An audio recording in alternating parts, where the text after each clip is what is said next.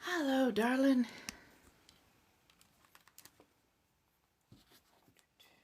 Give me a little second. We'll get some music going. Hey, hey, hey. Dude. Thank you so much for the chappy chappies. That helps get me out to the FYP, and I appreciate that.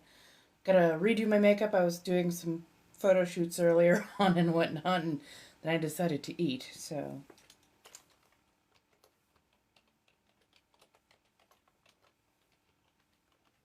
How's everybody doing? What are we up to today?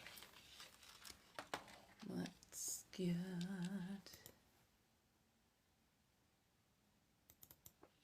a little YouTube, get a little background.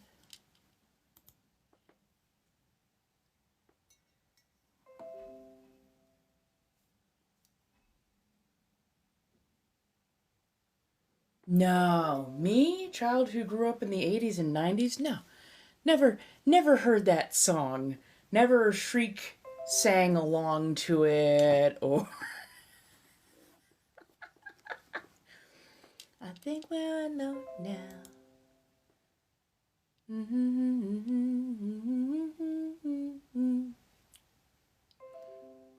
I do not know why my... Oh my god. Oh, stop that.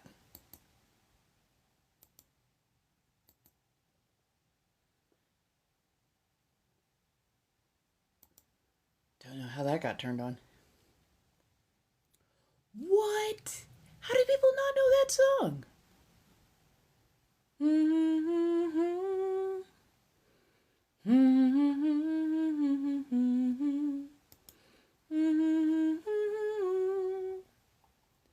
Really beside myself.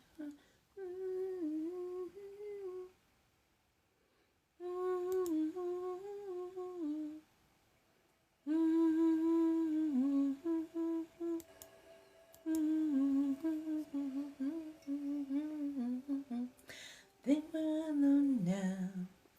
Doesn't seem to be anyone around. See, now you got that stuck in my head. How dare you? Oh my god. Hello, hello. How's everybody doing? Come on in. Welcome to a Witchy Wednesday. Hello, hello. So, got some new stuff listed over on Mayhem Market. Feel free to have that there. You can also get, you can get private reads over there as well. Quite a few things are going on, so definitely start checking it out. I will be listing new stuff. I wanted to give everybody a little time to get over to the tubes and see some of the stuff that I've already put out there. But yeah, I will be putting out new stuff tomorrow. I'm going to start doing a card of the day. So keep your eyes open for that, tarot card reading wise. I am taking suggestions right now for like fun things that I could do on the daily.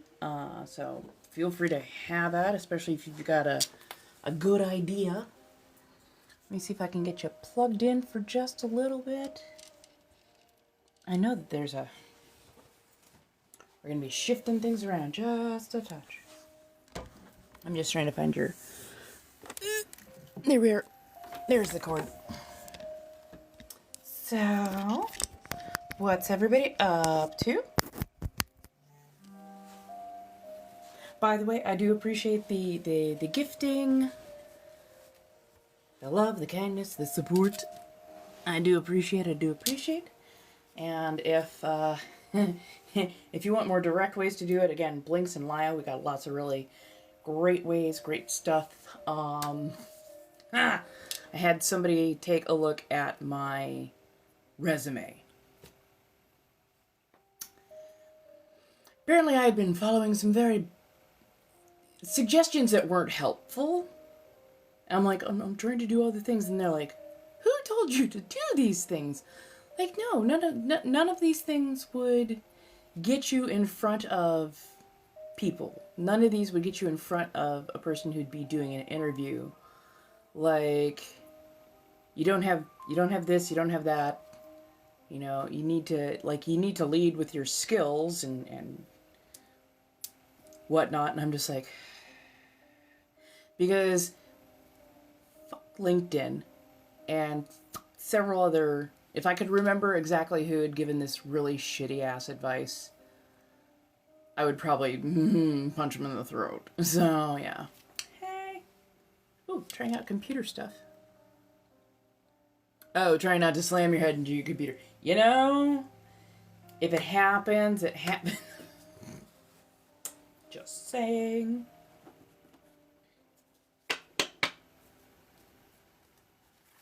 Okay, so let's get the hair slightly more manageable. Hello, everybody. Come on in. Actually, we're gonna take this out for a second. Ugh. I'm trying to hang in there.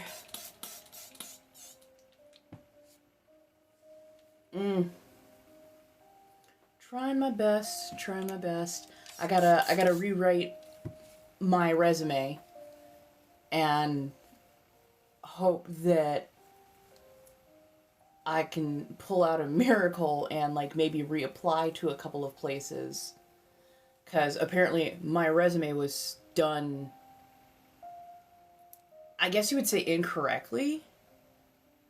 So it was missing like a lot of keywords.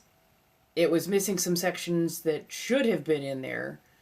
But I was told, oh no, if they want this information, they'll request it from you. Basically, you know, references and whatnot. And then, like, the order that I had been shown to do it in, they're like, yeah, no, that puts all of your best skills and whatnot, your best accomplishments, you know, in the wrong place, where people are not going to see it first, and that needs to kind of be first and foremost. And, you know, like, you can also, like, make it long. Make it longer. Because I was told you got to fit everything on one page. So if your references don't fit onto that first page, don't worry about them. If they need references, they'll ask for it. You know, if you... Oh, what was it? You know, put all of your schooling on there. Put all of your schooling on there. Okay. You need to, you know, make it flow a little bit better. And,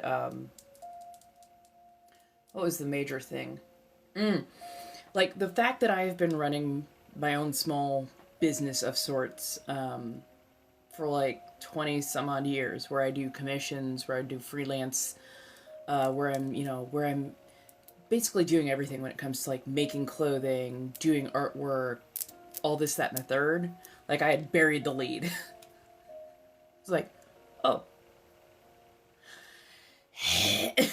I was like, I was told that, you know, they're like, yeah, I don't know who gave you that advice, but it wasn't good advice.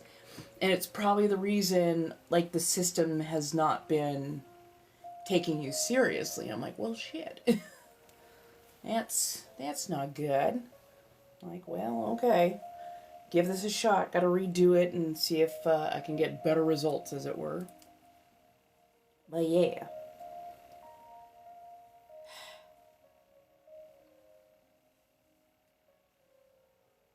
I've also been making updates on my verified sites as well. Got some good advice. Got a couple of people to review just the overall look to see if I'm getting the attention. I'm catching the attention and keeping it, you know? So, yeah.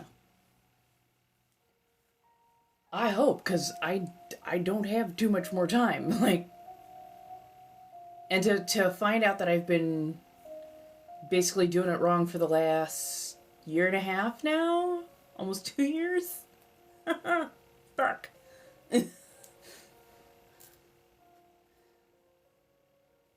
Ugh.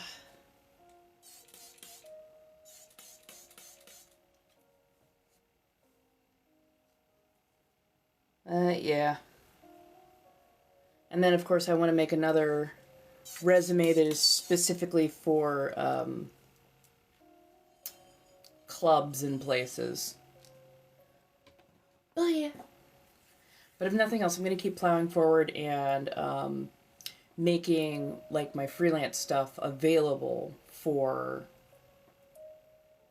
people. So if you like artwork, if you need a commission piece done, whether that's art or clothing or anything else, you know, visit my Mayhem Marketplace or ask me directly. Just, you know, ask in the right places for the right things is all I'm going to say. But yeah. You need dress advice? Okay, what do you need dress advice about?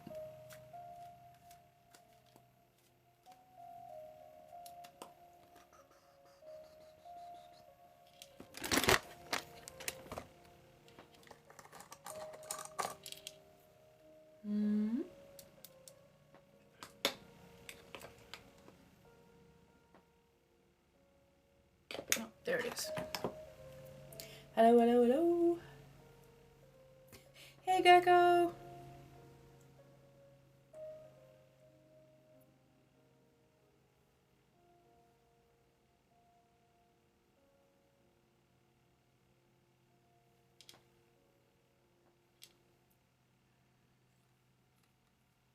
How you doing?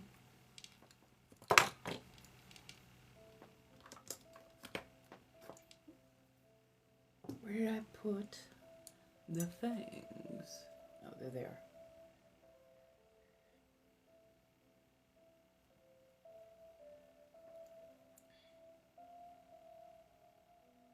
Go witchy. You only get to do prom like once. Might as well go full tilt.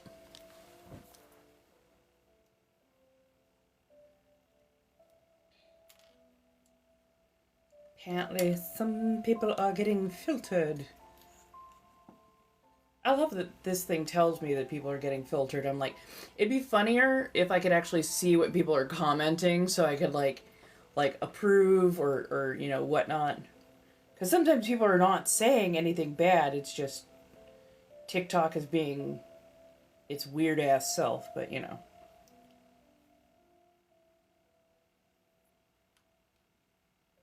Oh God, all white? No, fuck that noise. Ugh.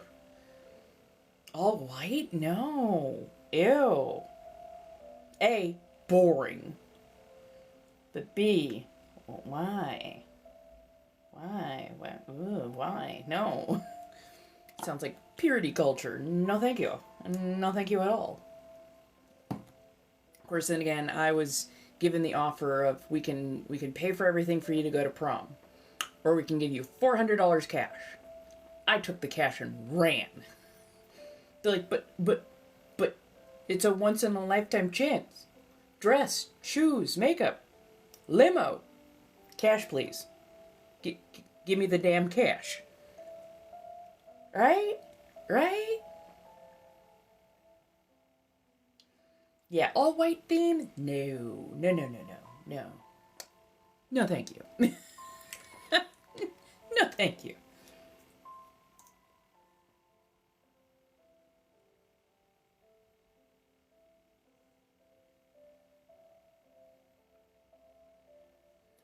Hey, that also works. I was lucky I didn't go to prom because apparently the dance floor was barely a gym mat worth of room. All the teachers and chaperones were apparently crowding that room. It was an absolutely like awful experience from what I'm hearing from most of the people who went. I'm just like, and I got to have a shopping trip at Hot Topic plus eat some decent stuff at the food court. Like, I'm just saying, I think I won. Right. Anytime they go, our theme is all white. Just, why? Saf, I don't think whatever you wrote came through. That might have been one of the comments that was filtered.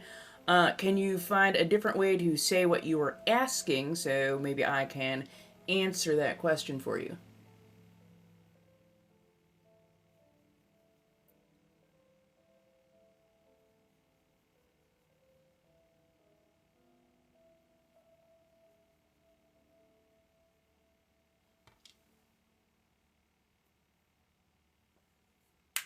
There we go. Apparently we've got a flash goal.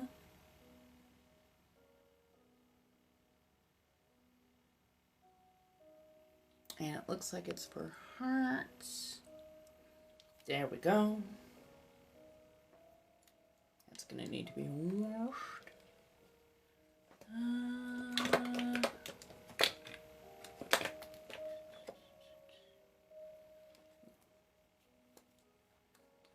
Hello, hello, hello.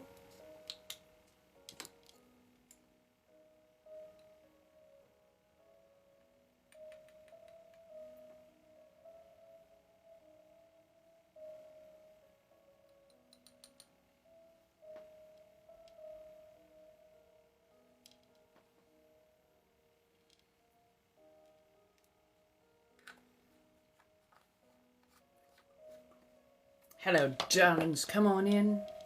Let's get up to that 10K. I appreciate it. Oh, God. I watched Carrie, like the first one, the original Carrie, way back in the day. Way, way, way back in the day. I find it a shame that they...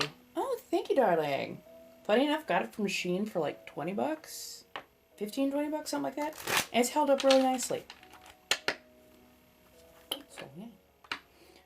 But yeah, no. I saw Carrie way back in the day. It was irritating to me that they adapted the book the way they did. Mostly because they made Carrie skinny. In the book, the whole reason she is, referred to as a pig, the way she is made fun of, is because she is heavyset. And so for them to take and make her skinny and just narrow, super thin, that kind of detracts from why she was bullied so badly.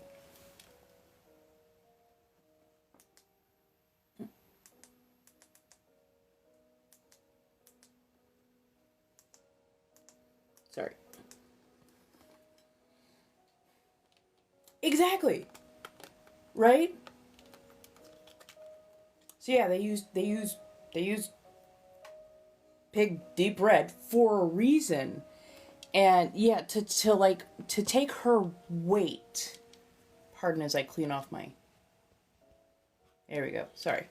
So yeah, to take away the fact that her weight was a big reason for why she was bullied, it honestly, it just kind of shows the fat phobia at the time, because Hollywood determined or deemed that you could not make a fat character a protagonist, the center of a story, or sympathetic, that people would not empathize or sympathize with a fat heroine or a fat protagonist. Protagonist doesn't always mean good guy. Protagonist just means main focus of the story. So it's just like... So yeah, like the fat phobia was definitely present, and it's still present, like, to this day. This is why we're seeing this weird sharp uprise on our FYPs of things like skinny talk, Ozempic, all this other shit. And I'm just like, y'all haven't done any research on weight, and yet you want to say that, only XYZ. Like, the fact that any doctor's office is still, hey, allowed to use the BMI is like, what? The BMI was created by a Belgian mathematician, not a doctor. mathematician, and it was meant for the aristocracy at the time, whose beauty standards was waifs and fops. So basically, very thin, very frail people who could barely hold themselves upright. And I'm like, and that's your standard for weight? They're telling me at a whole 5'5" that I'm supposed to weigh somewhere between 110 pounds and 140 pounds max. I have to laugh my ass off at that because I'm like, at 110 pounds, I would look like a victim. Okay? I would not look good at all. Like, 180? Yeah, I had a very nice cello shape. I'll admit it. But, you know, now I'm about 230, 240. I'm like, I also like this shape. It's soft, it's squishy, and with the amount of things I run into, I'm kind of glad for the padding.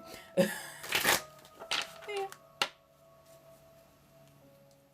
Hello, hello. Hey, Sonny! How you doing, darling? Hello, hello, hello. What are we up to?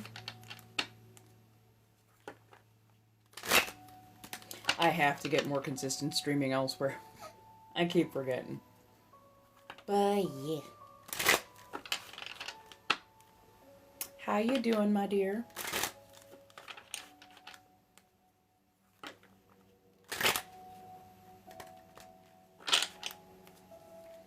So tomorrow is Thursday. I think we're going to do like a manifestation Thursday. And I think Friday. Oh, Friday ASMR. So we will do all the things. I'll get out some of the antiques and whatnot that have that nice sounds to them. We'll get set up. We'll have just a nice mellow time. I'm sort of rearranging the room in a couple of different ways just so I can get like better lighting, better scenery and whatnot. How goes my friendo? Pardon as I should get into in a battery. Hello, darlings. Come on in, come on in.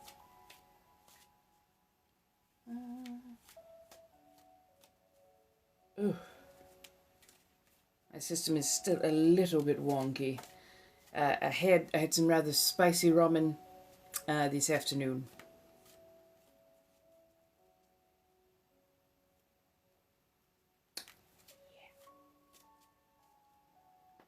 It did not necessarily agree with me. It was a spicy bulldog, fried egg, added a little bit of cheese, as I always do. I'm starting to believe I might be lactose intolerant. Hey, how you doing, Chris? Trying to remember. Oh, mushroom, onion, egg, garlic. Oh, touch of peanut butter. It helps to actually tamp down the spice and whatnot, so.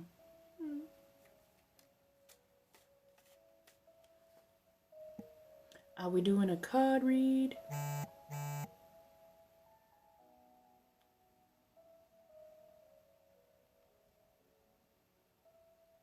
Ooh. Okay, let's do it. Let's do it. Come on in, come on in. Oh, you have a cold. Oh, no. Hi, Miss Tyler. How do you do? These are the Shadowscape cards.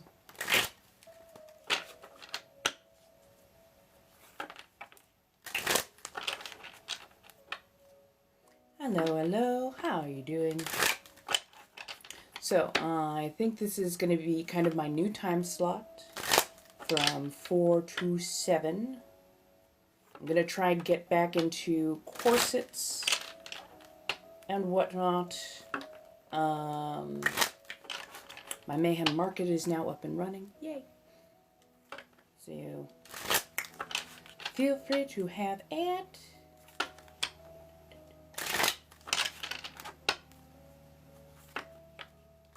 And thank you so much for the engagement and whatnot on my posts. I really do appreciate that. I will try to engage back as well.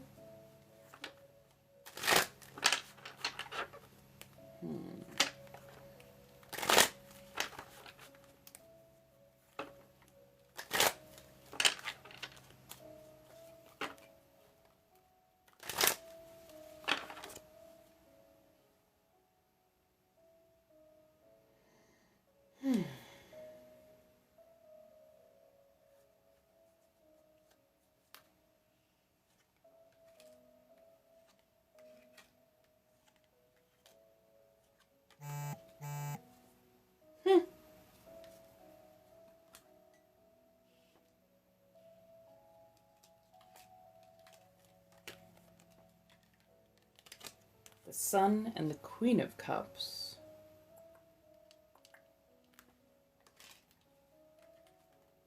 And then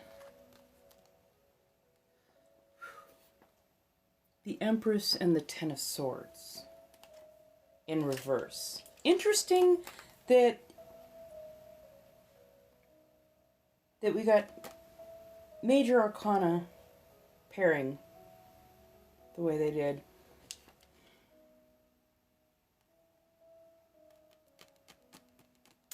Sun is for illumination, for growth, for attention, for at least eyes on you. You are considered needed, necessary, especially for growth. This is about work, isn't it? This is about work, isn't it?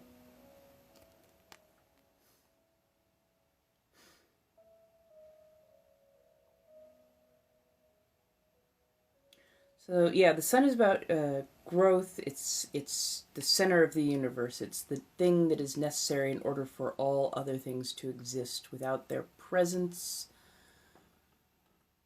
nothing grows. It all starts to wither. It goes away.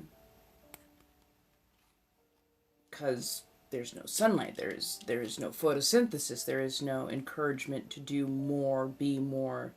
So anytime the sun walks into the room, they are the center of attention. And then paired with the Queen of Cups, Queen of Opportunities, of Dreams. She's almost like the Minor Arcana Moon for me. And the Queen of Cups' presence...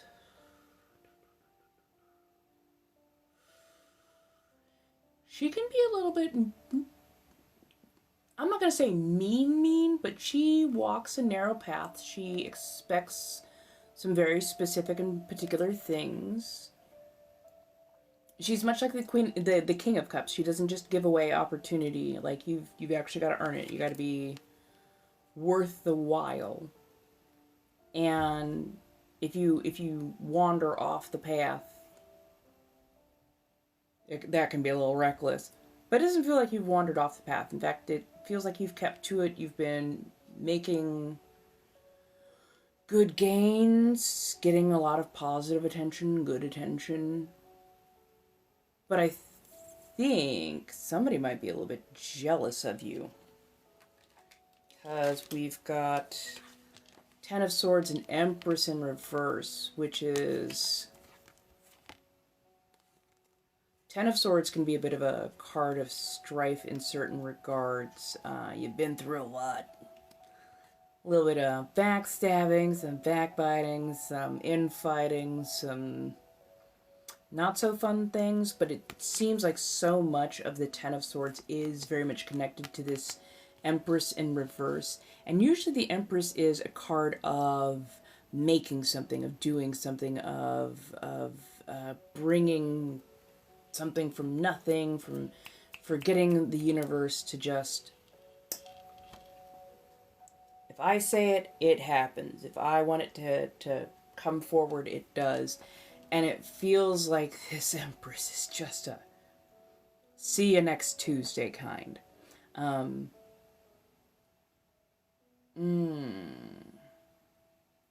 It feels like they're just dragging around the Ten of Swords with them, which means they're the drama. They are the drama.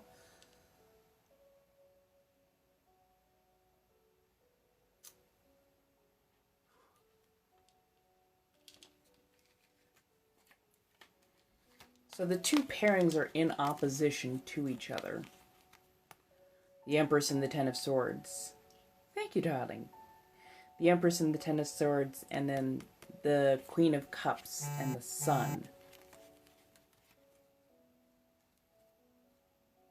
And these two are like in direct opposition for everything.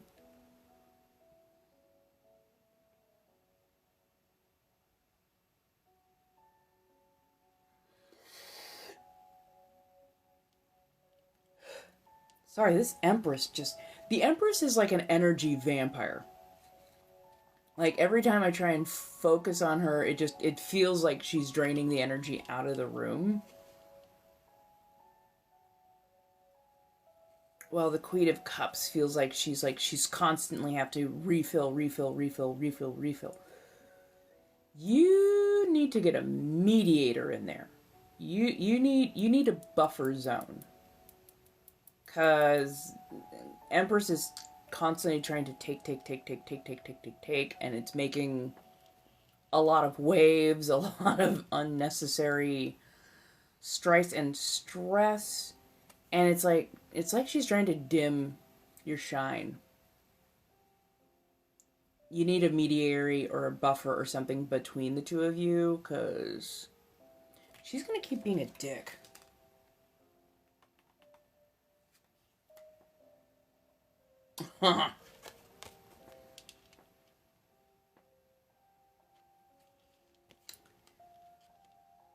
Feels like she's stuck in the Five of Cups. The could've, would've, should've.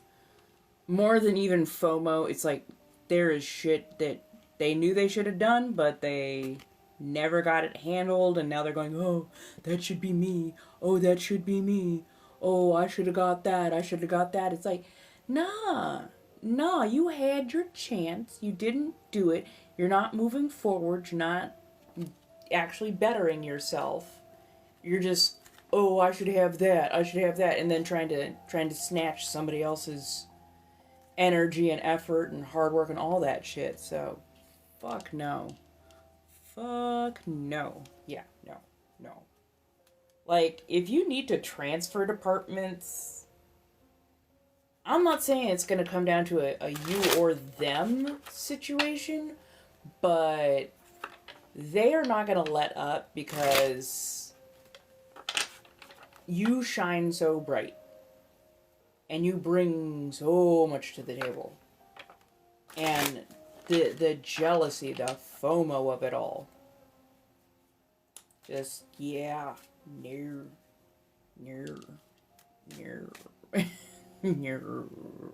It's not good. It is not good. And they've been doing this for a while. I know because I've read, and I think quite a few times that I've read, they have come up. Like, so yeah, no. Hello, darlings. Come on in. How are we doing today? Hopefully well.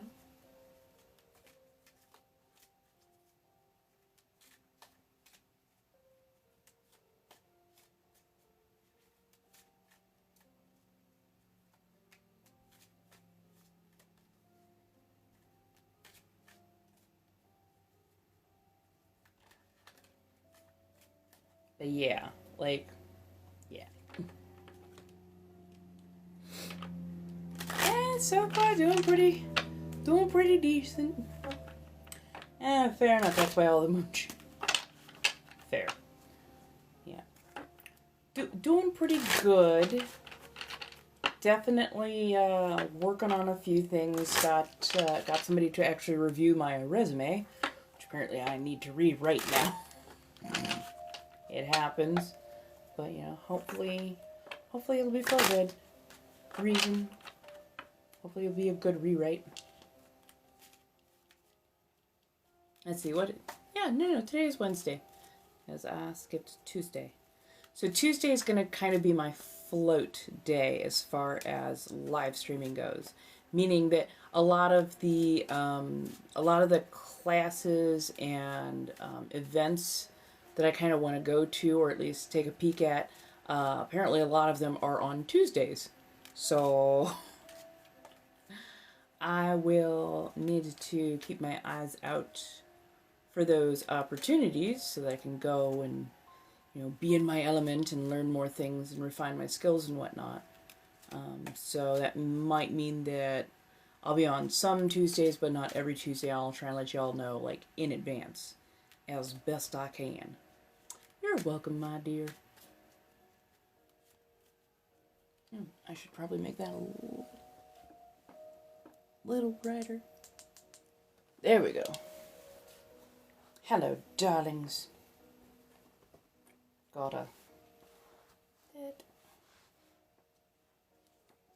You can get a 2-card read.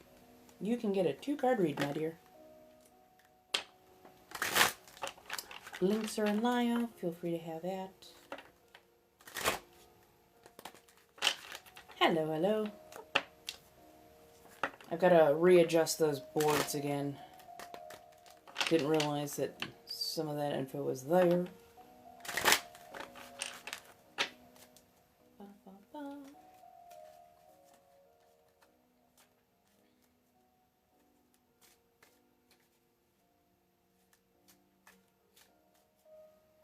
I appreciate you saying so.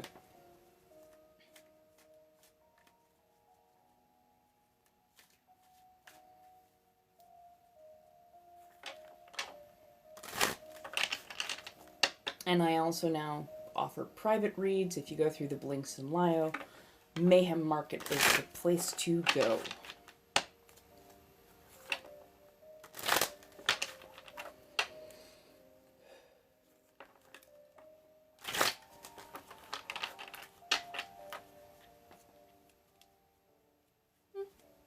Ooh, I am using the Shadowscape deck. It is one of my favorites. This one is brutally honest. I definitely adore this deck, but it will read for filth. Or at least mine does. The other one that I have, the other one that I love to keep on is my Steampunk deck. And this one's it's a little bit nicer, it's a little bit softer, it's a little bit more exuberant. But yeah, people adore the mean deck. I mean, I get it. People like a little snap, a little bite, a whole lot of honesty. So, the mean deck it is. Hello, darlings. Come on in. Sorry, I keep waffling in and out of accent and whatnot.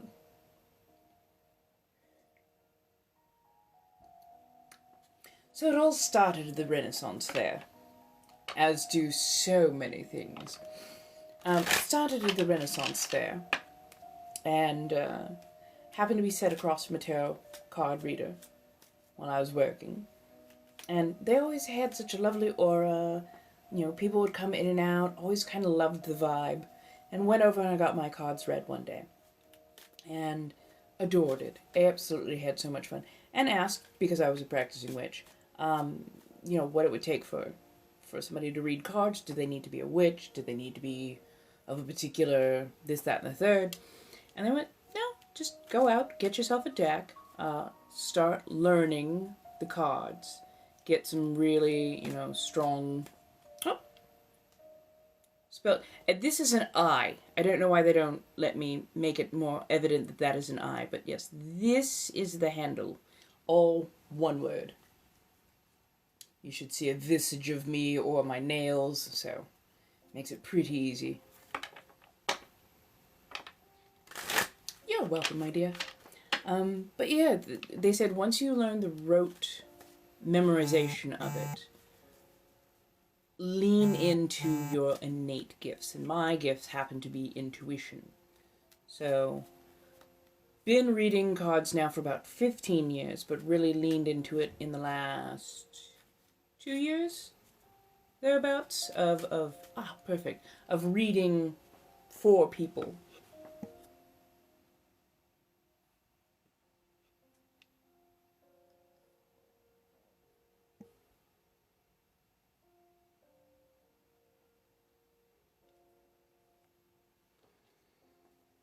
Okay, so one card read, yes?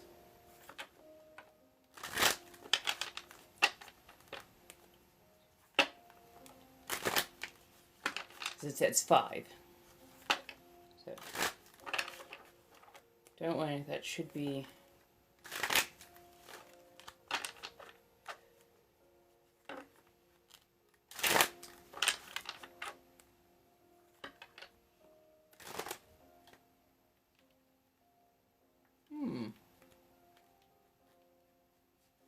Interesting.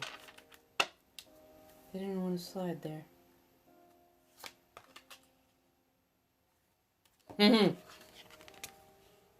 High Priestess.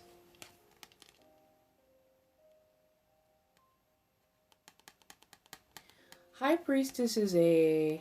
Hello. Thank you, darling. I'm doing well. Give me just a moment doing a read. High Priestess is a cross between the Magician and the Hierophant. There is lots of book learning. There is lots of studying.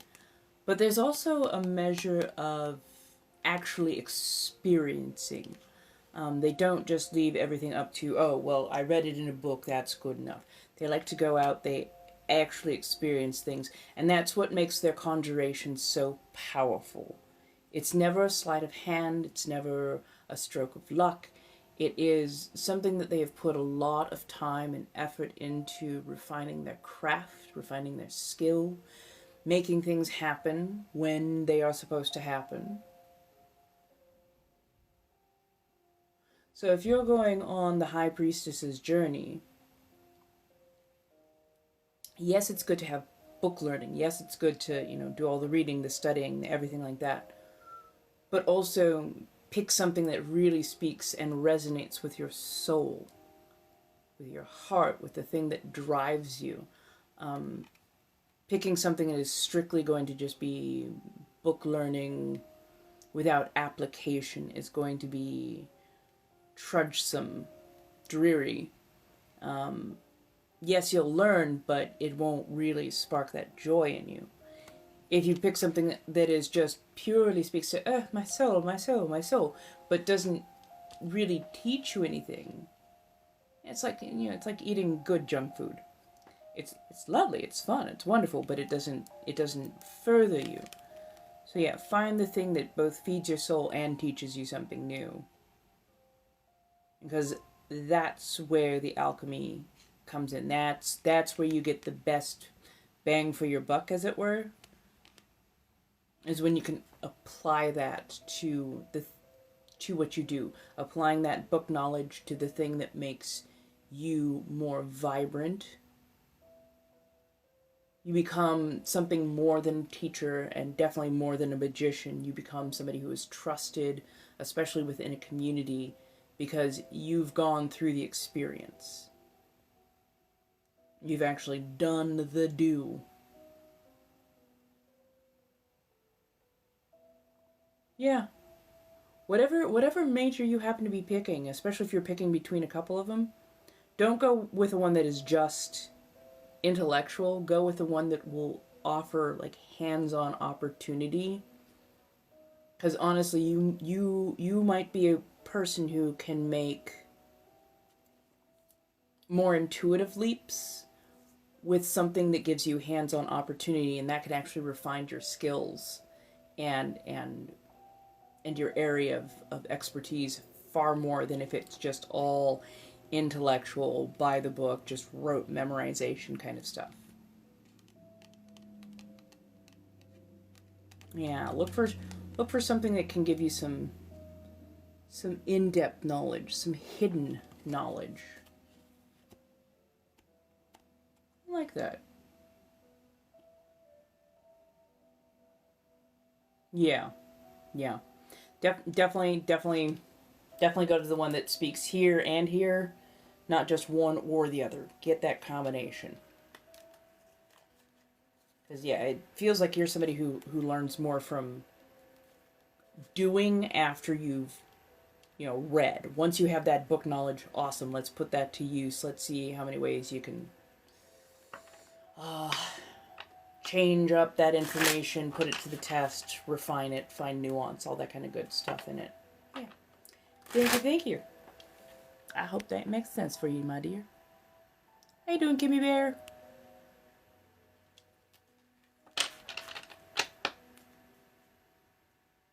Ooh, that's always a good profession. And honestly, right about now, people need it. People definitely need it. But yeah, no, like, I have a degree of psychology, and I'll tell you right now, when they told me, oh yeah, we're gonna have you run rats, we're gonna have you do, like, just writing papers for, like, years on end, I'm like, have you met me? Have you met me? I need to have a conversation. When I have a conversation, I learn a lot more about a person, and I am able to tailor and refine my responses and advice far more when I'm actually having a conversation. And I'll tell you right now, rats don't talk. So, ooh. I mean, philosophy is definitely nice. Which one do you think you have more application for? Becomes the question. Hello, hello.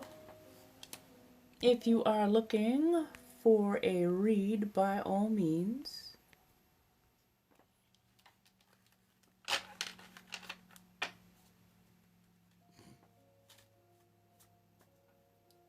Well, I mean, darling, when you live with them all the time, sure, but lab rats. When I say lab rats, I mean just things that give you strictly numbers to work with, not necessarily something you have a personal connection with.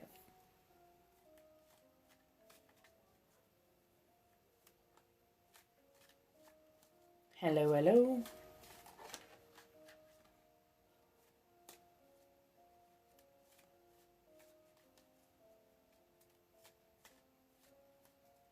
So an in-depth card read, especially if you want like a full card read, is like a Celtic Cross. That would be a 10 card. So 5 per makes it 50. And that will give you a lot of information. It will tell you what represents you, what crosses you, the top of the head or top of the mind influences, the subconscious, past and future influences, how you see your situation, how others view your situation, the hopes and fears around everything, and the more than likely outcome that you're headed towards. So yeah, it's an in-depth read, and especially with these cards, yeah, it's an in-depth read. But it is definitely worth it. Hello, hello.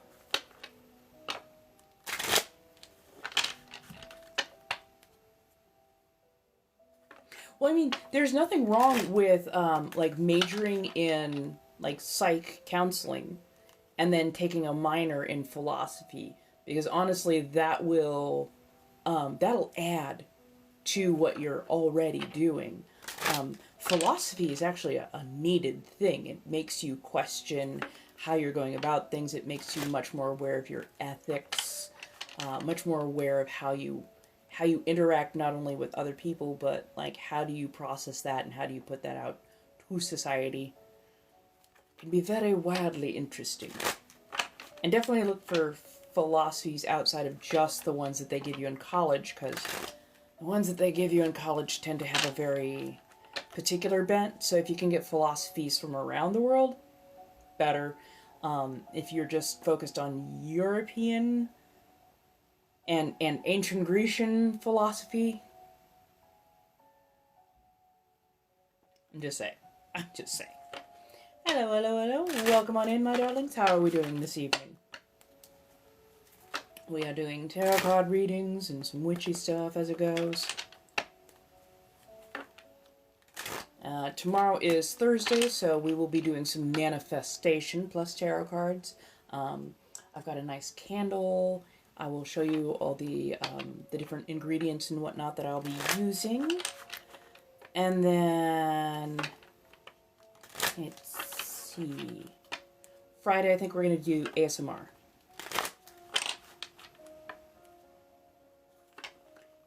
Honestly, philosophy it can be very interesting if you like those kind of intellectual conversations. Intellectual can be very exciting. Hello, darling. It's not always, oh god, this guy again. No, like, it can be interesting because they will definitely teach you how to stretch your mind. They will make you work for it. I don't know why people said, oh, philosophy is easy. No, it's not. Philosophy is not easy. Philosophy is not easy. It's very intellectually complicated. So it can be, like, if you like those kind of debates and whatnot, especially over ethics, morals, and the like, it can be absolutely lovely. But yeah, if you pick a major, definitely pick something that complements what you're doing. So if your major is psychology, I would say philosophy, sociology, or communications are all good majors to have. At least have a couple of classes from each of those particular fields. They will help immensely.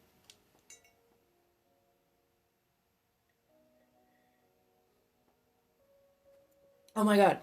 So this is because I got gel nails done. I don't think I'm ever going to go back to regular nail polish ever again. When I get my nails done, which is on a rare occasion at this point, when I get my nails done, gel polish, it holds up so good. It wears like iron. And I am a klutz, and I work with my hands a lot, so trust me, I have dinged up against stuff, scraped past stuff, and like, it is taken a good 3, almost 4 weeks now just to dull down the tips of them just a touch. So yeah.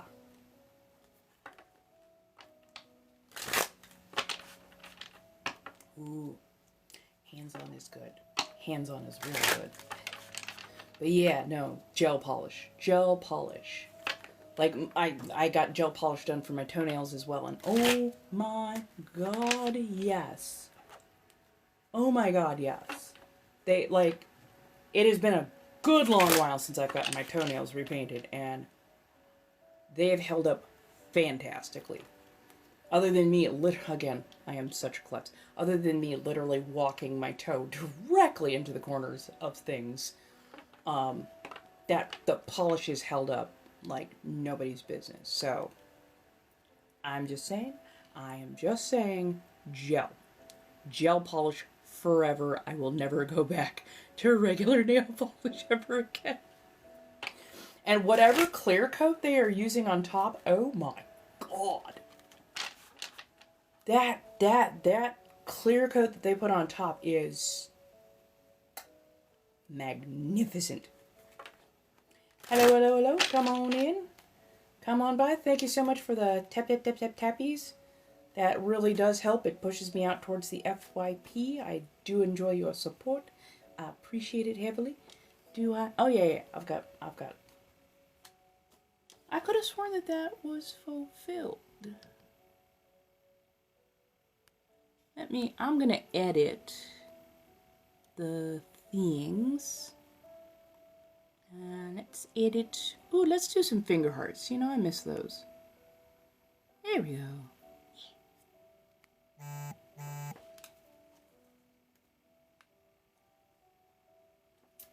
Well, if we get to 10K, I will pull a community card. How about that? We can make deals here. We can make deals. If we get to 10K, I will do a community card pull.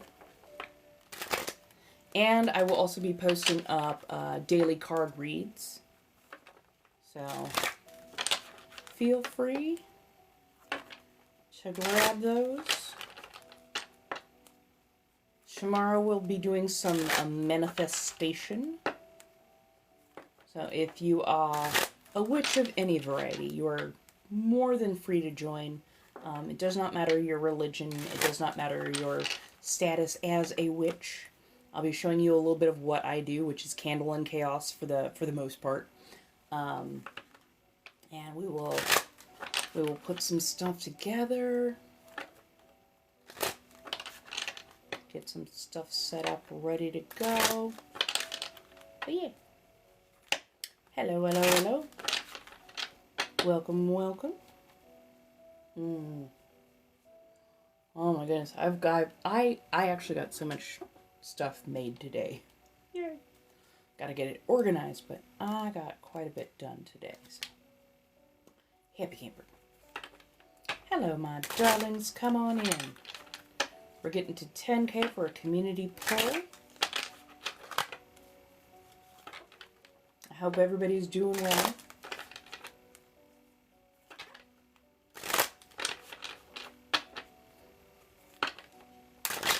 So this is, I know some people are like, I thought you did the corsets and just talked. I do a lot more than that now. I am working on getting some more corsets put together. I am trying to find the right places to wear said corsets, as this app does not always seem to appreciate my gifts.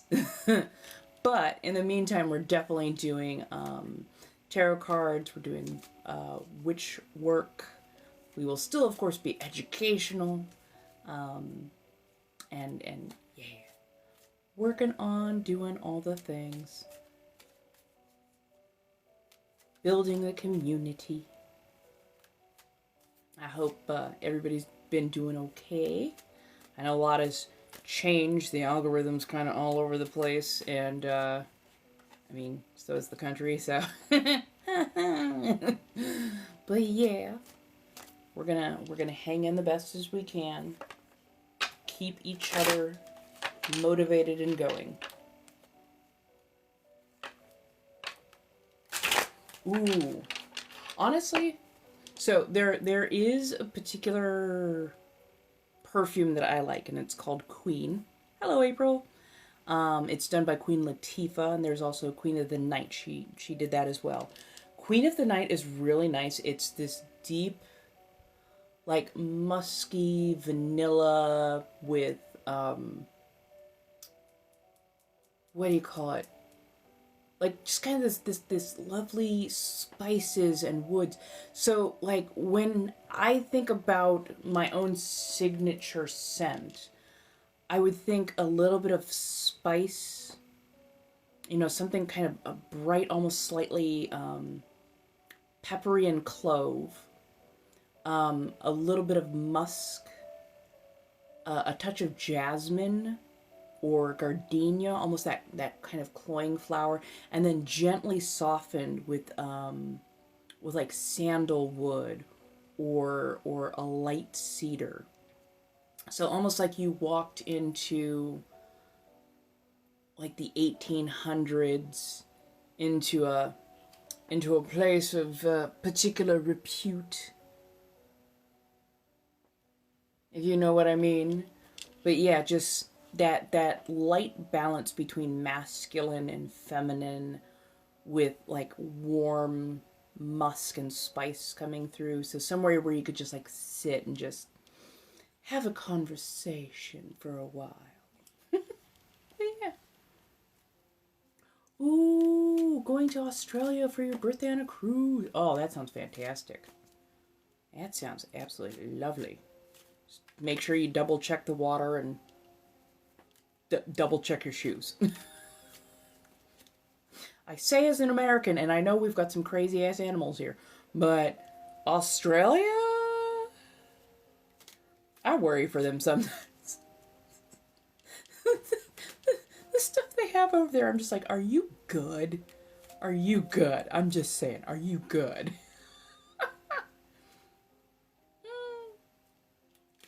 I like there is nothing wrong with those really, you know, bright, flowery, sugary type body sprays and perfumes and whatnot. But I like them deeper, richer, a little bit more refined. I like a smell that makes you kind of want to, this is going to sound odd, makes you kind of want to sniff the person's neckline. Just, I want the thing that brings you in close and makes you want to be in proximity. When you've got those like really bright florally perfumes, they can get kind of sharp, a little bit overwhelming, and like the closer you get, most people, that's the other problem though, is most people like bathe in that stuff because it's a body spray. It's like, stop. One down your center line, one over your hair. That's all you need. 2 spritz. Ah, sorry. Natural California accent, because that's where I was born and raised. If you hear me slip into the in a battery, the other accent is colonial 17s-ish hundreds. For those, I like to use Q-tip, because sometimes when you're spraying, you'll miss completely. Q-tip, and then yeah, like literally rub, any part that you have a pulse point, so wrist, elbow, and here, and then I tend to be hollow of the throat. So yeah, like a Q-tip is a beautiful thing. It can get you, yeah, get that belly button. Honestly though, any place that you can get a warm point or pulse point, good place to put it. It will keep that scent going. But yeah, don't overdo it. I never got into behind the ear one, just because it's too just no. I just, especially if you have sensitive skin, be really careful about putting anything like right behind your ear, because sometimes that skin can be a bit more sensitive.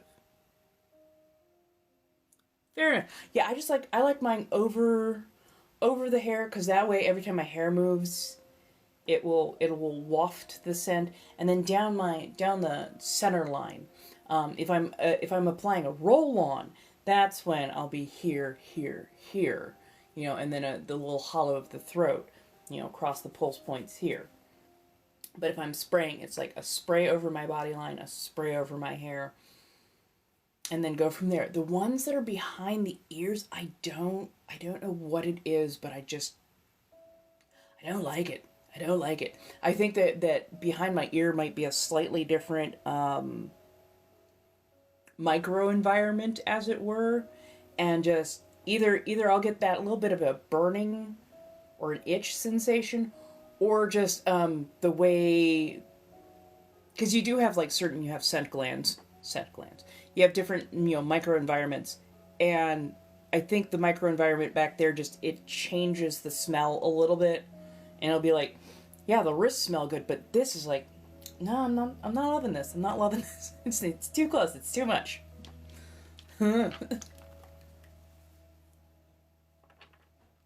Fair enough. Yeah. Down here, yeah. Hey. Hello. How's everybody doing as I shuffle my lovely steampunk deck? Thank you, darling. Changing things around a little bit. Took some advice. Seeing if it helps. Definitely seeing if it helps.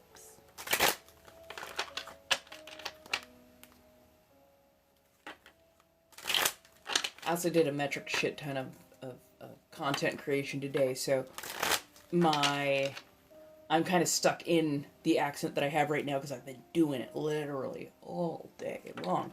I'm gonna try and do more in a battery tomorrow.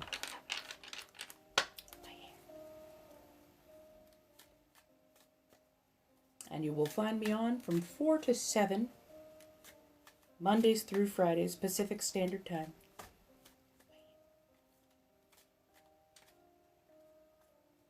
Yes, actually, I did a video today, and I will be posting that up either this evening or tomorrow.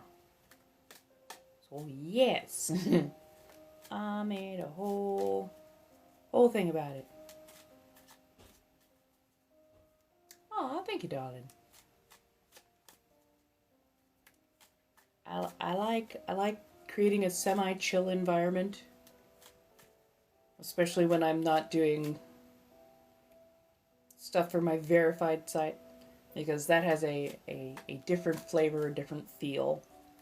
And it's basically the other side of my attitude, the other side of me. And so yeah, sometimes when I have to film a lot of content for there, the only way I can get back to myself is just go straight California accent, just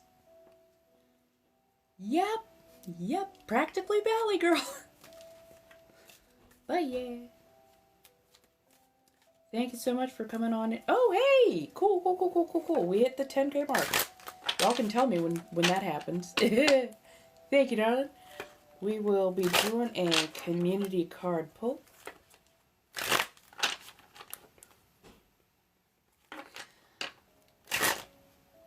That'd be in a battery. Hello, darling. The vampire. 40,000 years old and very much dominant femme. Do we sometimes play the little campy and vampy so the mortals don't, I don't know, freak out, lose their minds, get afraid, of course. But, I do enjoy when I get to be my most lovely vampiric self. Hello, darling. How do you do? Maybe I can get stuck in for a bit. Ooh.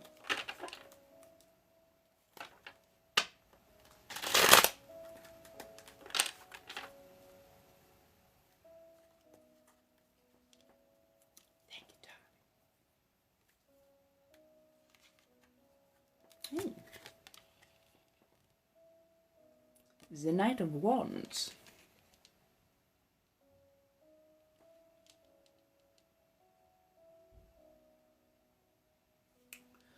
Knight of Wands can be a bit impetuous, which is funny for, well, no, it's not funny, but being that they are the suit of fire, it's not that they are quick to anger, they just are a little bit quicker to action. And the Knight of Wands tends to want to lead their squire, their charge, the one that they champion for. They want to lead them a little bit more quickly. They like action, they like decision. They tend to be a bit passionate. To say the least, they tend to be a bit passionate. But it's because there's so much that they need to get done. Sometimes they forget to read the fine print. So if you're feeling a bit impetuous, or somebody of that impetuous nature comes towards you, it's because they want to establish a rapport and then take you on a very fantastic journey. So get ready to get in the airship, as it were. Just make sure that you're well packed and understand it's going to be a ride. Again, fire sign, so.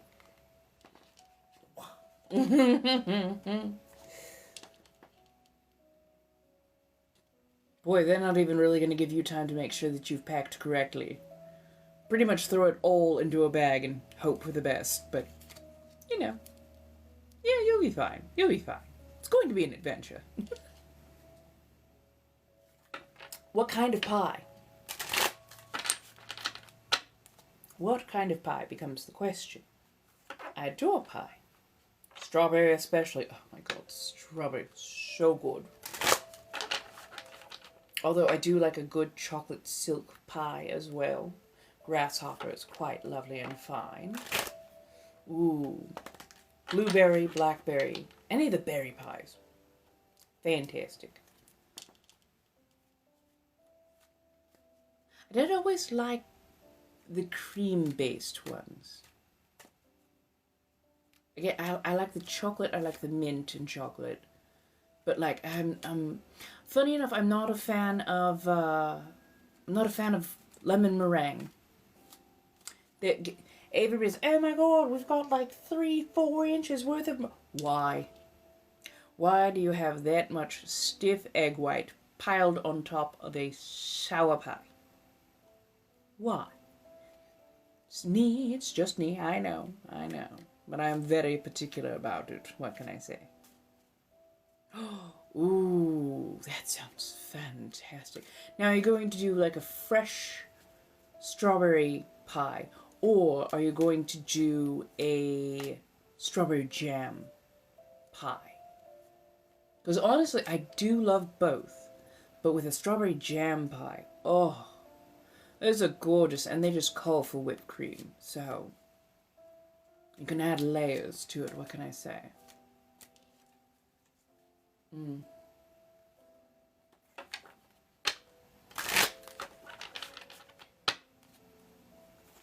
Ooh, bread pudding. Now that sounds really lovely right about now. A bread pudding. Yes, I am the type who puts raisins in there, but you add any sort of walnut or nuts to a bread pudding? Gulag. No, absolutely not. And yes, no. Oh, if you can do like a buttery bread pudding. Cinnamon, nutmeg, you know, all the like the warming spices. Add some, you know, dried fruit in there. Hell, I will even approve apricot jam. I can deal with it. I don't know what it is with some people, their obsession to put walnuts in everything. Like, why? Right? You need a little bit of spice in there. If not, you get this kind of eggy custard milk thing going on, which doesn't have necessarily a lot of flavors. But adding like a pumpkin pie spice mix, or a little bit of nutmeg, a little bit of cinnamon, a little bit of allspice, a little bit of ginger, because that's basically what a pumpkin pie, or yeah, pumpkin spice mix is. Makes it fantastic. Makes it absolutely lovely and wonderful.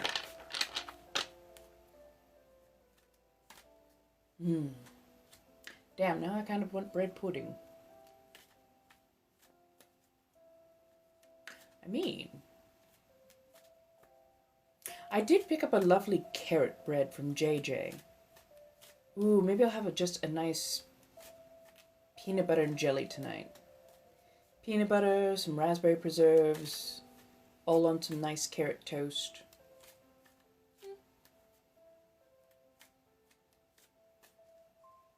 Aw, well, I had to take a little time because I was doing some classes. I was making sure that I'm taking lots of notes, trying to ever improve.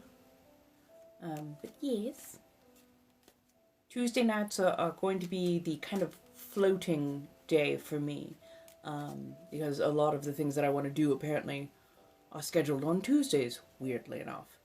So yes, but yes, I will always try to be on between 4 and 7, Monday through Friday, Pacific Standard Time. And I will just also make sure to let people know if I'm going to be missing a day as soon as I know. Hello, Ariana. How do you do?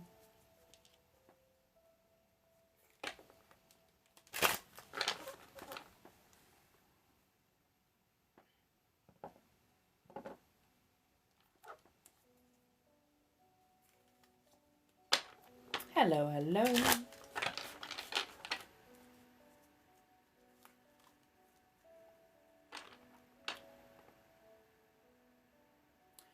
Layered in between layers of cheesecake. Ooh. Oh, I like that. The sweet, the tart. Yeah, I could see like that little bit of tang. Hello. Right, right. A little bit of opulence, a little bit of decadence. Who doesn't like that?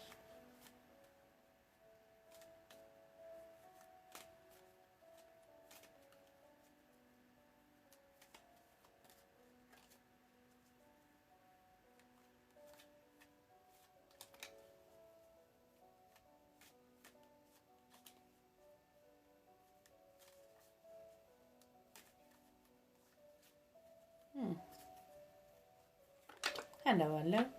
Anybody needs a card read, they're only 5 per. Links are in bio. Feel free to have that. Basically, go pay, come back, and we will do a live read. If you would like a private read, those are over on Mayhem Marketplace. And basically, for those, you pay, and then I will basically write a nice, I'll do the pull for you, and then write a nice long message. Minimum 1 paragraph per card pulled, so if you get an in-depth one, expect that you're going to be getting a lot of information coming at you.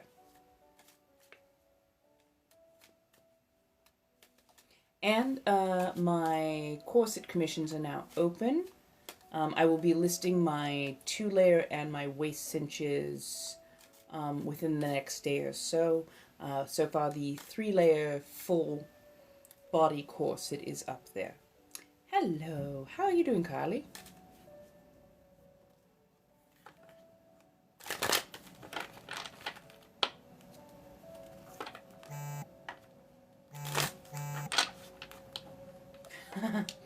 Well, I am glad you got some, my dear.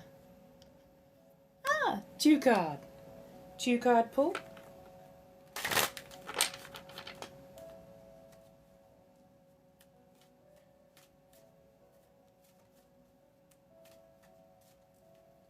Waiting for the one to ascend to come back.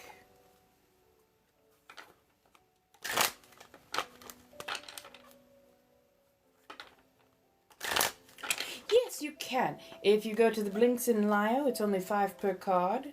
Ah, there you are, dear. And once you've paid and come back, we do the card pull for you here live. If you need a private read, those are over on Mayhem Marketplace. And those can be a little bit more quiet and intimate, as it were.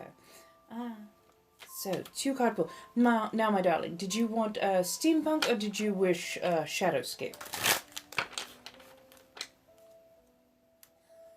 I love that, though. Who doesn't love a good dessert witch?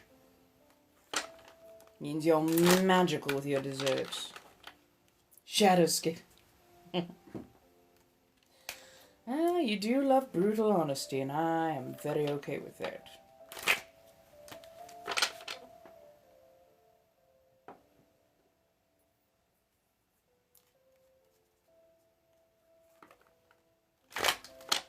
Thank you, darling.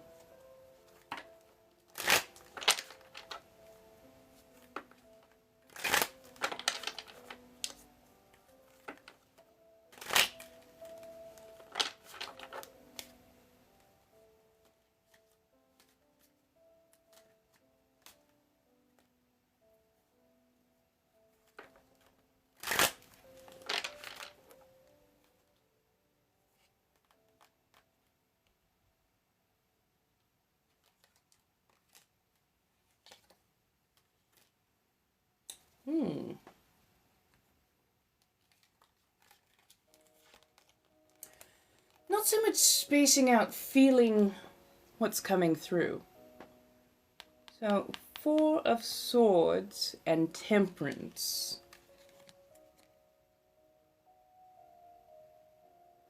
The 4 of Swords is a card of you holding onto anxiety, onto stress, having a lot on your mind, represented by swords, of course. Swords is both communication and air.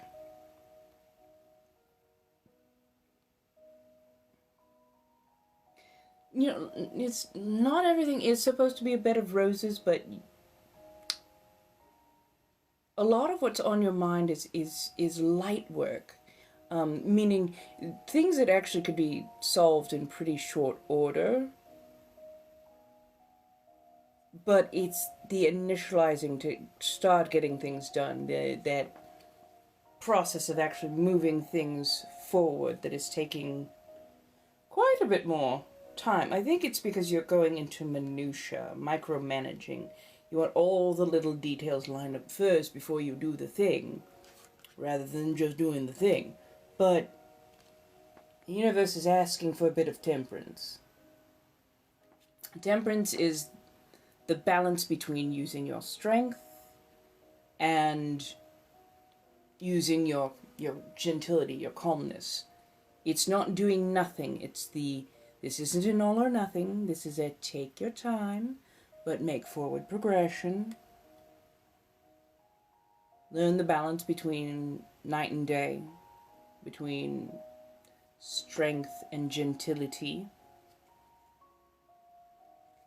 If the things that are causing you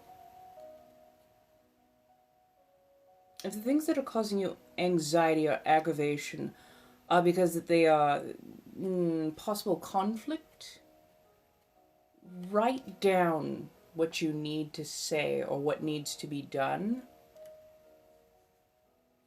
And if you truly need to, if the person you're about to talk to is ever so sensitive, yes, you can change your words up a little bit, but still be direct. Flowery speech will not serve you here. It'll serve more as a roadblock rather than helpful.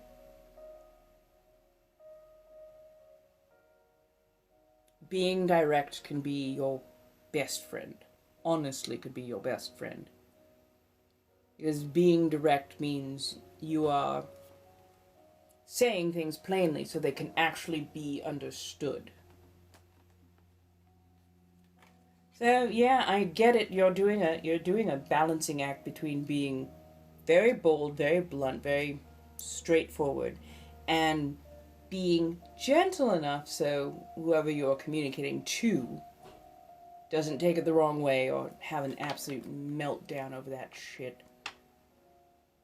Seems like this person, I rarely say overly sensitive, but it seems like this person is very used to either getting their own way or being handled with kids' gloves. So, do what you need to do.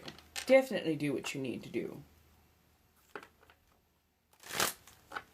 Handle it gently, with, grace and aplomb, but handle it.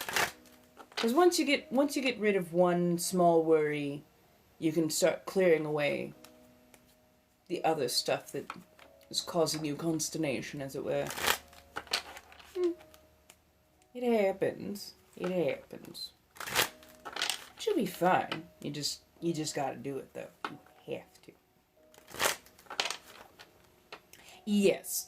That's a great way to put it. Just a gentle smack.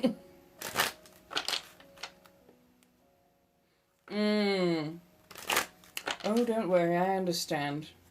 There are days you're like, maybe I can just put it off till later.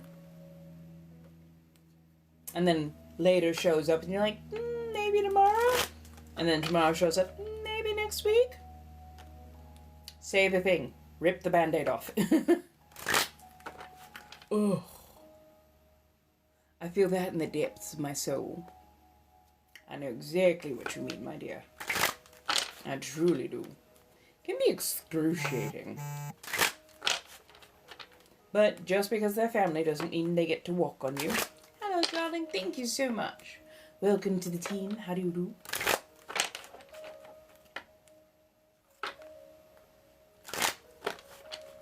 But yes, just because family is exhausting doesn't mean they don't need to be dealt with. If anything, they need to be dealt with more. I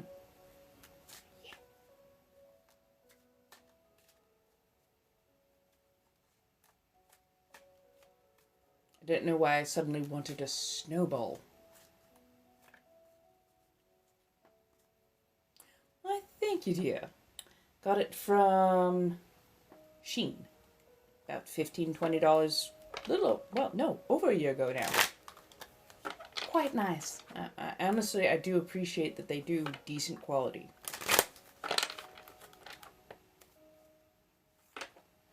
But I guess now we have more, what do you call it? More ways to order direct. So, take advantage. Not bad. Honestly though, I really want to move again. No hate, no shame, no nothing. I am appreciating it here, but I really want a space that can be my own, that I can expand in, that I can do more in, that I can govern of my own accord. I feel like I'm supposed to be doing something more. Something a lot more. And that a lot more would definitely lean into me being able to recreate my own space as I need it to be. I'm renting a room in a house, so it is not my space to redecorate.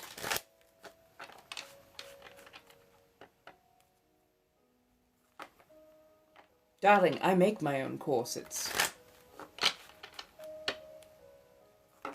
Why, thank you, darling.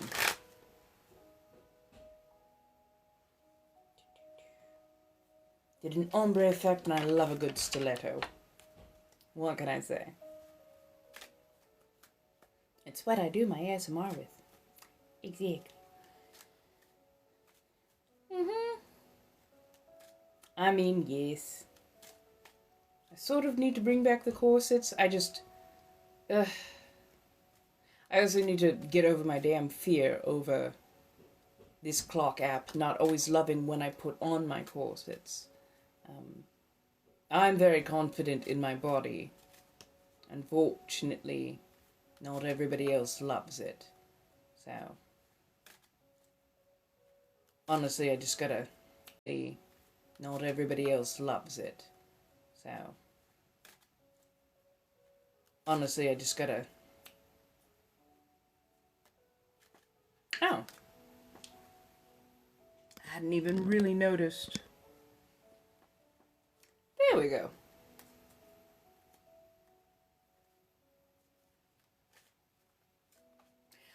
Purple does work ever so lovely for me. I like the deep jewel tones. So, purple, reds, blacks. Sometimes I like to do gold as the accent.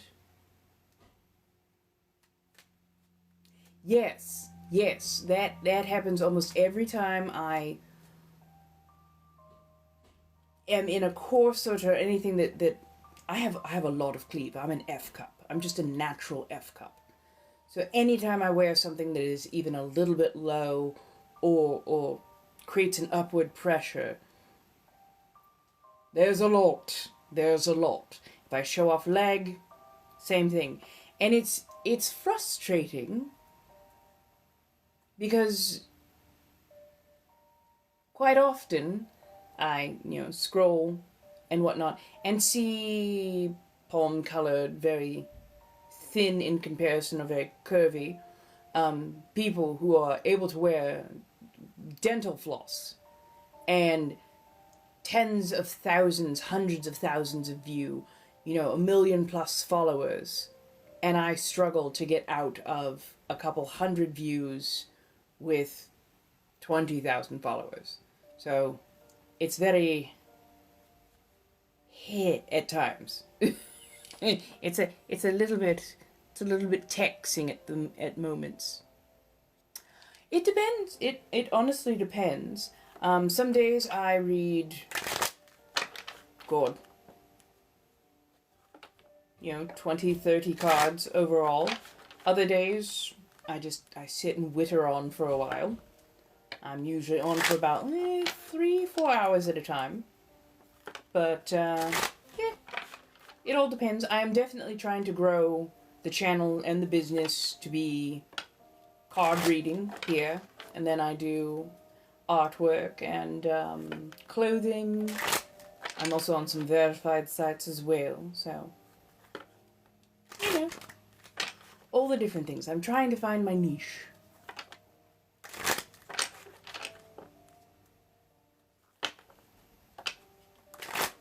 I mean, and this pops into my head.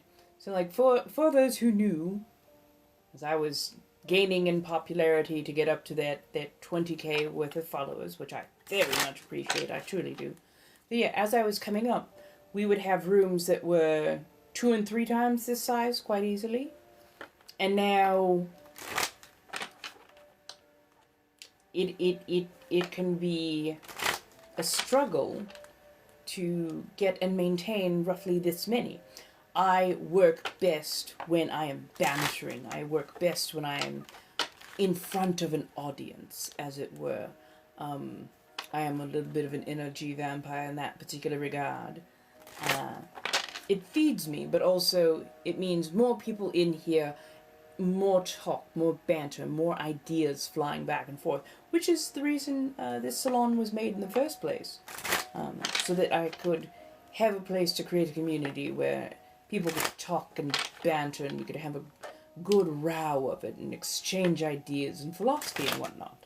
So, it is what it is. I'm just hoping that as I make adjustments to my page, that I will be able to tailor what people need and want. Hello, kitten. How do you do?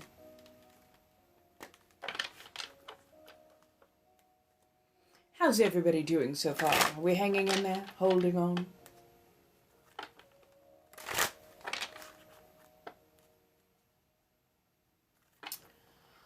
I would love to be able to afford to go to conventions, because I used to vend all the time at like anime and comic conventions. I had artwork and clothing and whatnot. My specialty was actually clothing. But yes, I would always bring my cards with. And honestly, I made, again, pretty decent money. Just in general, reading cards and whatnot. And funny enough, that's what I've been considering is applying to several different esoteric shops and seeing if I could become a card reader for them. Mostly it's been financial. About a year and a half ago, I had a corporate job, and then one day I did not have a corporate job, and because I no longer had a corporate job, I did not have a lot of excess funding, and I was going through it, as it were. So really the only reason I stopped going to conventions was because the particular corporate job I had was I would have been seen as being in competition with them for my particular skill set. And then by the time I got out from them, I was desperately burnt out, needed a good amount of time to recover, and then couldn't really, was never quite sure which place was going to be best. I'd been out of the game for a couple of years, which, when it comes to conventions, you need to constantly be on somebody's mind, if you know what I mean. But yeah, no, I'd love to go back to doing it. Yes, I will tell you that I worked for First Stop Cosplay. I draft my own patterns, I make my own clothing, I do that whole thing. And they happen to be... Casey?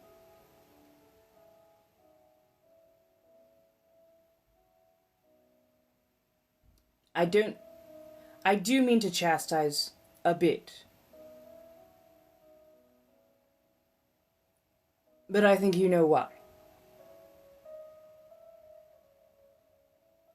Yes, I used to work at that place. They happened to make patterns for cosplay clothing. I was a cosplay commissioner for a good long while. And yeah, when I worked there, I could not attend conventions because I would have been seen as direct competition for the place I worked. So yeah, and that was a no-no. That was a big no-no. I could not do that. So yeah, had to pull back. And then yeah, when I was let go from that little startup company that was apparently being held up by a parent's money,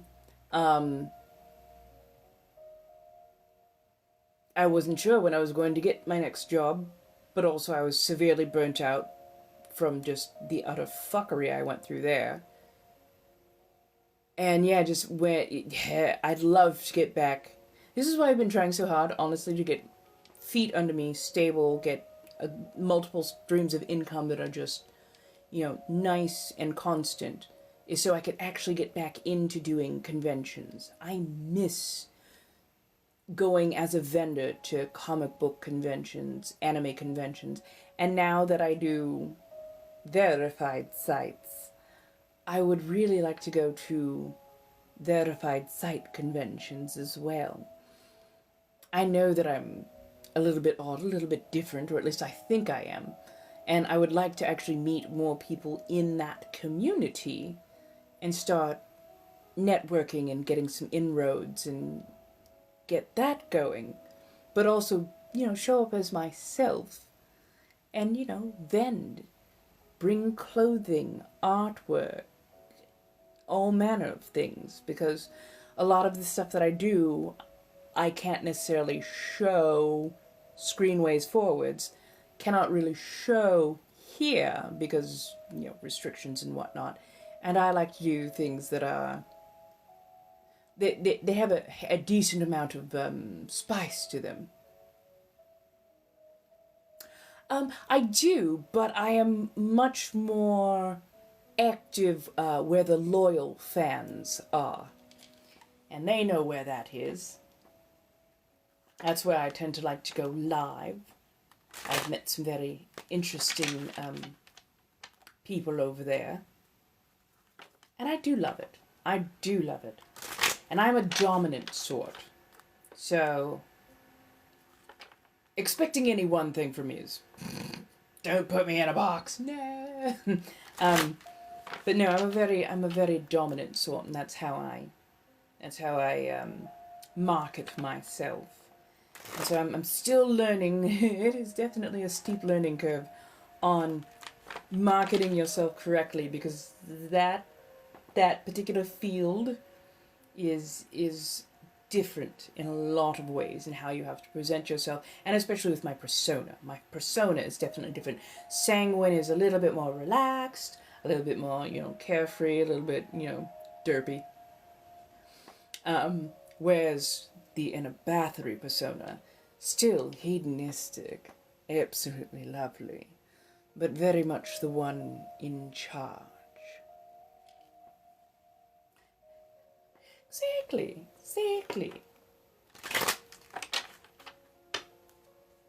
Yes, I am definitely trying all the things, while also working on revamping my civilian resume and certain other resumes, because at this point, why not? Put out a resume everywhere. Let things be known as they are.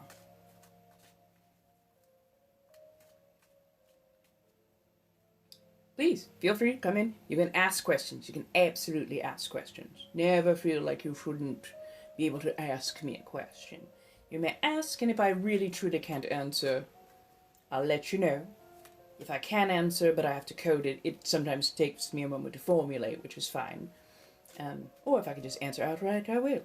So, thank you, darling. Oh, isn't that ever so sweet of you? But yes, no, I do love subs. I absolutely adore them. I appreciate them.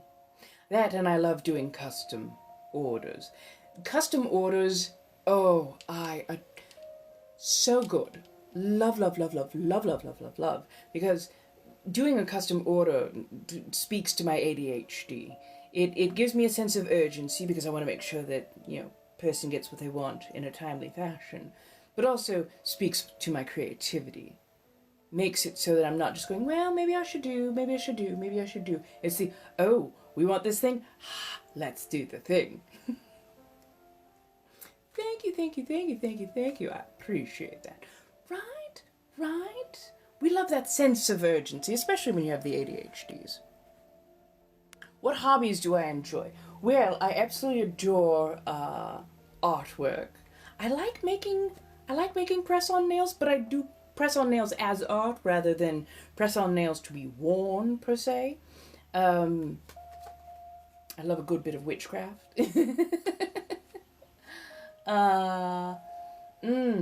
Honestly, I love binge-watching programs and then kind of doing analyses and bantering about them. I love a good back and forth.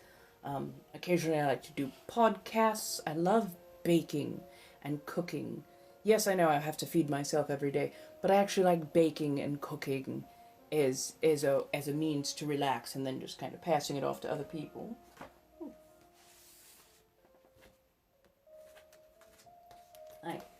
This is one of my older pieces.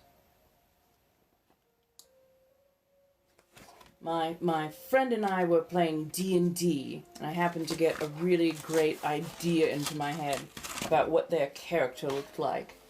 I've really got to get all that cement off, but...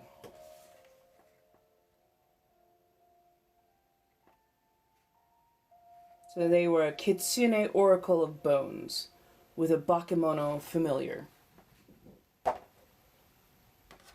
And then, oh, we've got some...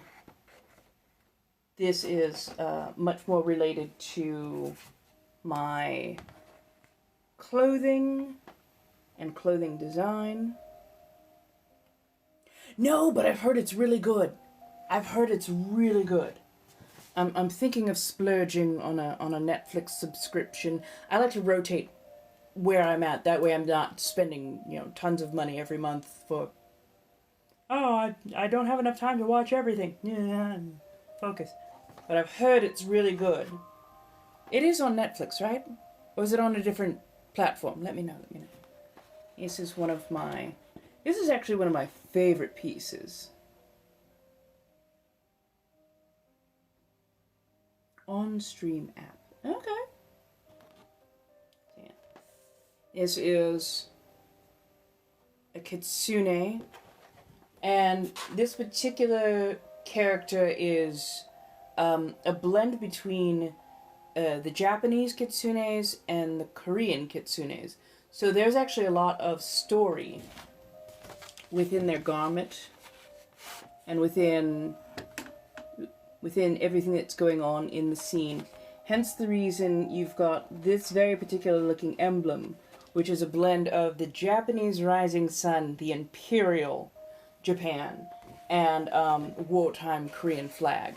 So it's the mix between strife from your heritage that you didn't ask for, it was simply given to you. The strife and stress that carries. Versus finding that peace within oneself. So, I don't know, I do intellectual exercises when it comes to my artwork at times, what can I say? Yeah. Tons of movies and shows. Ooh. Nice, okay. We do like free. We do like free. Although I wouldn't mind rewatching... Oh, what was it? Oh, Fallout. For like the 4th time. I don't know why, but I absolutely adore Fallout. That and the early seasons of Walking Dead.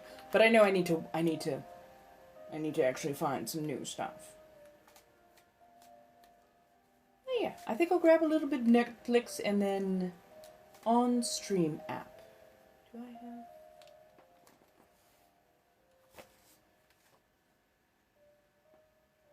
I have a pencil nearby? Why do I never have a pencil at the ready?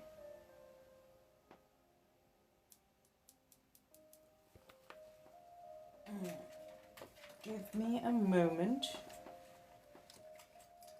as I go blindly rifling through sharp objects, apparently.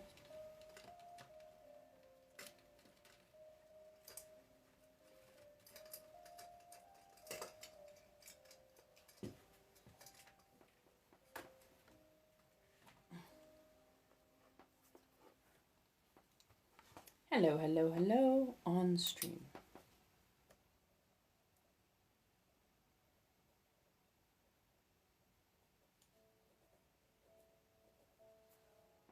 Okay, I can read that. Cool. Really? Ooh. I think I got all the way up to about season 5 with True Blood, and I swear to God, if I heard Bill Compton say, "Sucky," one more time, I was going to throw him through a plate glass window into the sun. A, why are you chasing a 19-year-old waitress? B, is the only way you know how to say her name is Suki? Like, sir, seriously, you're not intimidating. The brow frown is nothing. You're like all of 5'8". Look, we love a short king. Truly, we do. But between Alcide and Eric Northman, you are the least desirable thing with fangs in that room. I'm just saying. But yeah, no, I think season 5, there was him being pensive all the time. And then they started getting deep into the, oh, I'm a fairy. You can be the final girl, or you can be the main girl. But for the love of fuck. Like, they were shoehorning that Mary Sue in there so hard. I mean, you're right. You are right about that. You are definitely right about that. I'm like, hey, Elliot. I'm just saying. Hey. I am so weak for the amount of cake that man brings. It's like an entire bakery back there. Did you ever watch, I think it was called Happy? And he was the main character in that. Oh my God. I loved that show so damn much. And it was him and a unicorn voiced by Patton Oswalt. Ooh, yes. Oh my God. Pam serving C-U-N-T. Ooh. Yay, group therapy. That's a good thing. I hope you got much accomplished there. But yes. Mm-hmm. Like Eric Northman, I didn't like it when they made him very childlike. I found it odd. Just like, I liked it when he was large and imposing and getting put in his place. But I also absolutely adore Pam. Between Pam and Lafayette, Tara was one of the best characters. Like, honestly, they had a good cast. I just didn't like most of the main characters. I was enamored with the side characters. Right. I liked the werewolves. Jason Stackhouse was a complete dumbass. I liked watching him in pain. It was like Schadenfreude. It was honestly like Schadenfreude. Lafayette was the queen. Absolutely adored him. Just so good. So good as a character. Who were we talking about? Oh, yes, I've had oatmeal. I also had bulldog. I'll figure out something for tonight. Probably kimchi rice with a bit of shaved pork over it. But yeah. Right? Well, he had so much snap, but it was well deserved. It was well thought out. I really adored his character. Just everything about him, and it's like he was so complex and he had a reason to be there. Sookie did not have a reason to be the main character of that show. Honestly. Oh, he honestly will, and he was such a good actor. Such a good actor. I didn't know that he was straight. I had no idea that he was straight until after he passed, and I'm like, he's what now?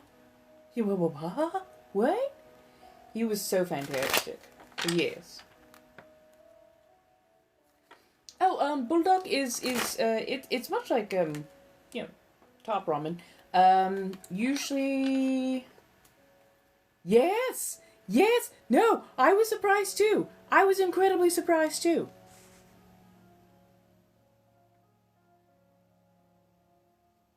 Yes, no. Sometimes I have to take a little bit. Although I found that the champong, CHAMPONG,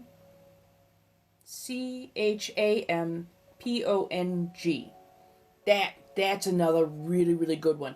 Different texture of noodles, really good soup bases, absolutely fantastic. And I only put about an inch of water in the bottom of a pan. I want my sauce saucy. I don't really care for soup, especially when that soup will make my noodles mushy.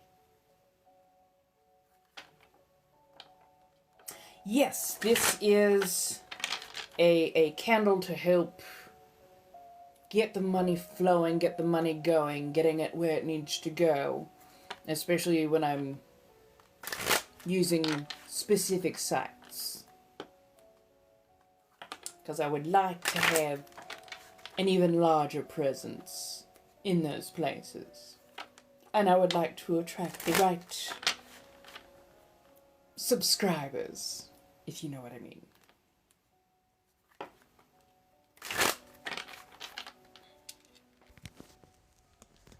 Because TikTok. So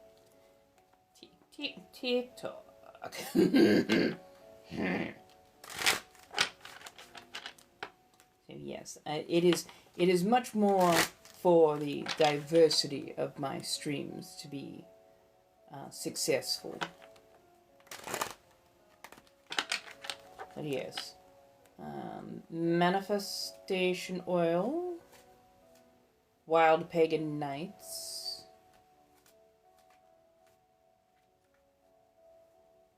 money draw.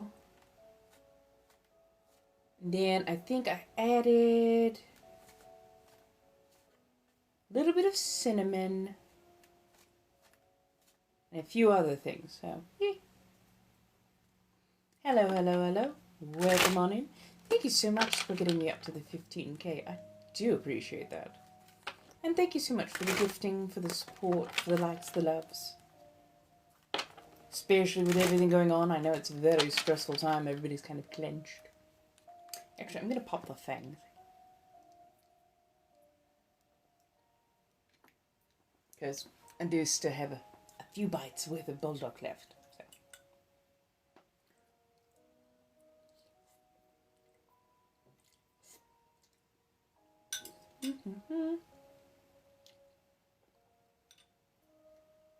How's everybody doing? Ooh, what oils did you pick up, my dear?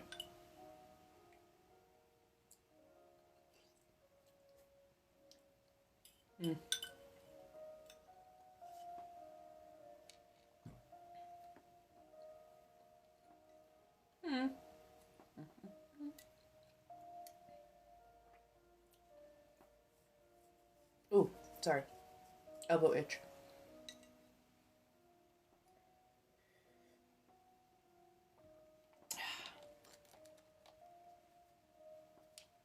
Hello, my darlings. Come on in.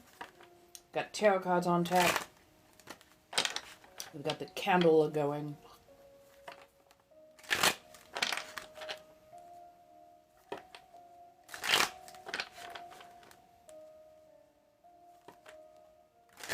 At least it stopped smoking.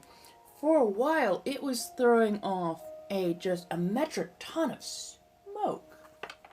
Which, yes, I added a few drops of oil and whatnot in there, but just big flame, lots of smoke. So, I'm glad that it has stopped smoking and that it's at a more even kilter now. Hello. How's everybody doing? Come on in. How are we this evening?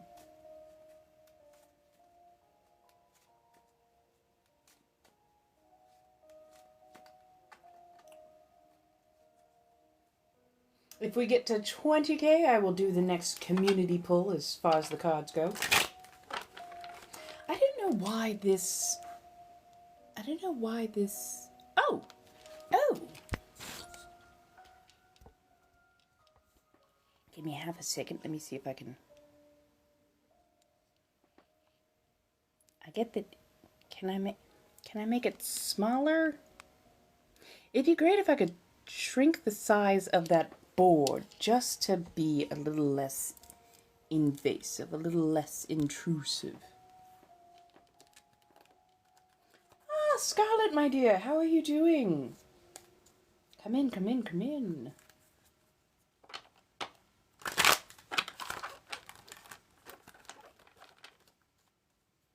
Hello, hello, hello. Welcome on in. Hello, my darlings.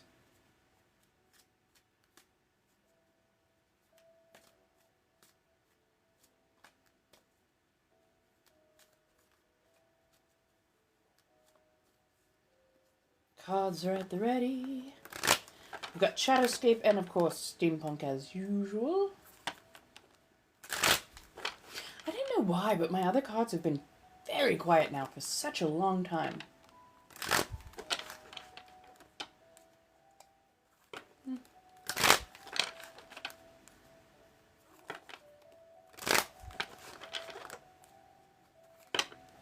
Hello, everyone. How do we do? Welcome on in. I'm on for about another hour, I think. Pardon as I... Oop, didn't mean to...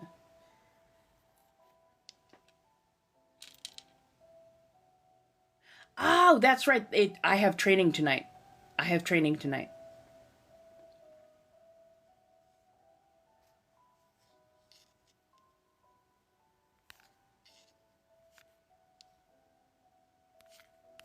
Did I get everybody read who paid? I want to make sure.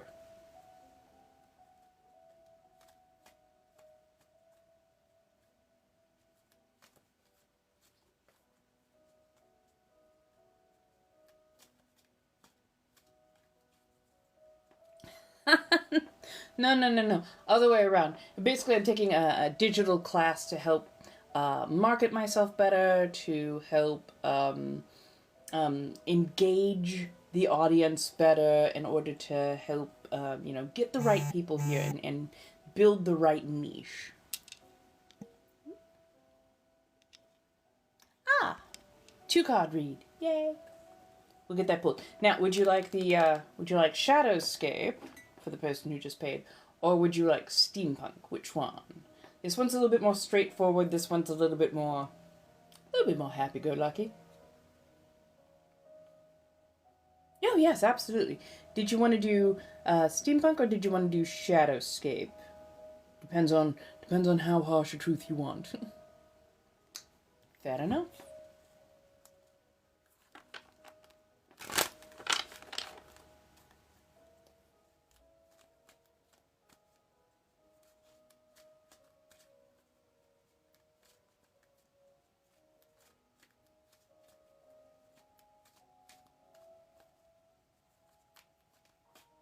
Now, if you like what I do, and you don't always want to wait for me to be on, Mayhem Marketplace does now have private reads available. Also, my artwork is up there. I will be adding more things as the days go on. If you wish to support directly, there are many different ways to do so through the links in my bio. And I very much appreciate anything, especially when it comes to getting commissions done or anything of that variety and nature. If you are of the kind who is particular, who likes a bit of spice in your life, then head to the throne room. That's where the keys to the kingdom tend to be. Let me put the fangs back in. So I'm like, I am not overly enunciating.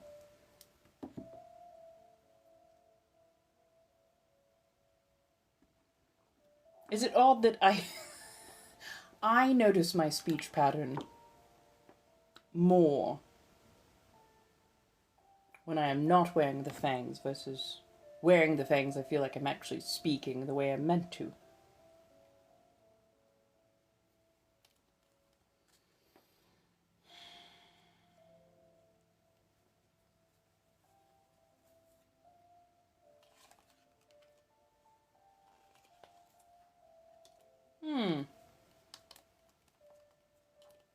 Here, you.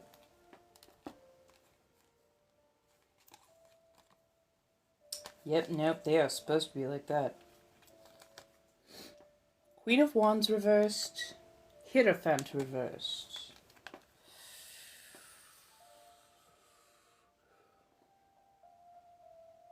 It's a less dire straits, more tricky circumstance.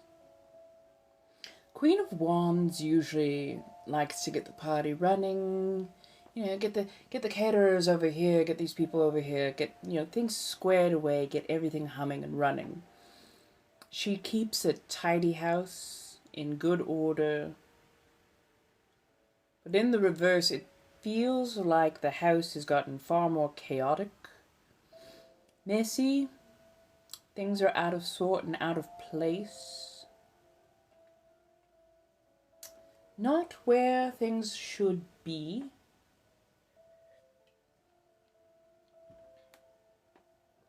It feels like she's honestly quite overwhelmed, does not know where to start, and most of her staff don't seem to be about, so getting things organized has been painstakingly slow. And that overwhelm just keeps coming back. It feels less stable. Hello, Nancy. Feels less stable, less sturdy, less party atmosphere, and more like after the party.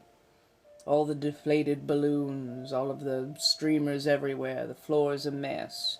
And it's like, where do we start first? Because it's a big mess. It can be handled, but it's a big mess. And then the Hierophant reverse. It's odd because these two don't feel like they are tied together. It feels like they're at opposite ends. Almost like they're having a fight.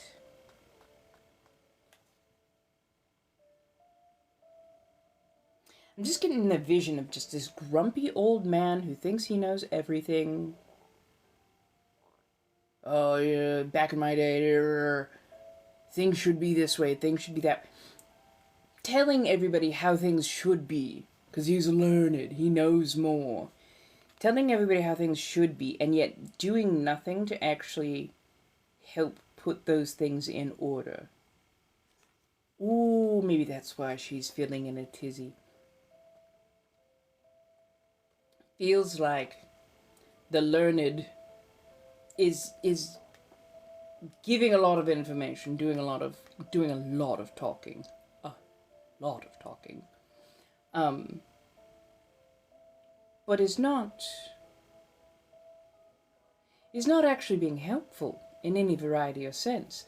So our dear Queen is puttering about, not sure where to start, and he's not actually being helpful because every time she goes to pick up something and stuff, well, you know, we should have, you know, back in my day, we would have done it this way, we'd have started over here, and it's like, I didn't ask for your help, and we can't do this other thing that you're talking about because there's all this other clutter in the way, and it's a vicious cycle into itself that needs to be broken. Because if you're going to get life, household, community back in order, you can't just be bickering at yourselves.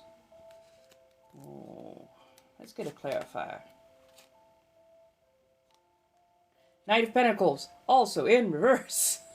Knight of Pentacles is also in reverse. Knight of Pentacles tends to be steady, stalwart, knows what he's doing, but in reverse, just empty. Just, there's emotionally spent, emotionally drained, out of ideas, out of time, out of everything. Take a step back. Take a step back.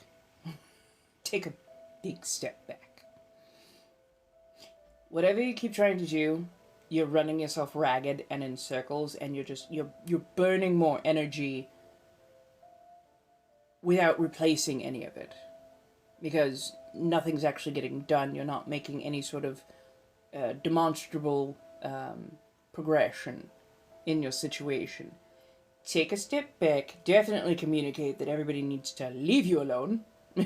Like, back off. breathe, and write down all the things that you need to do.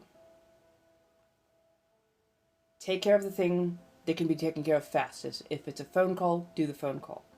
If it's taking down all the streamers so that now all the crap is on the floor, take down everything from the walls that's hanging from the ceiling. Take that all down so it's on the floor. That way your walls are cleared and you don't have to worry about that. Wipe down surfaces, wipe everything down. I keep getting wiped towards the floor. Floor is where trash is going to go anyways. Wipe it all down, and once it's there, then just start picking it up, putting it in bags. So start with the small, do the small things first. Clear everything that's at sight line and above first, and then take care of the stuff that nobody else can see through the windows. Only the stuff that you can see, the stuff that's on the floor. And just put it in bags, take out the trash. And if you have to throw the old man in the trash to go with it, I won't fault you. I won't fault you. I won't fault you. At this point, you are spent all the way down to the nth, and it feels like you're not being given the support that you truly need. So yeah, at this point you gotta fend for yourself. You gotta fend for yourself.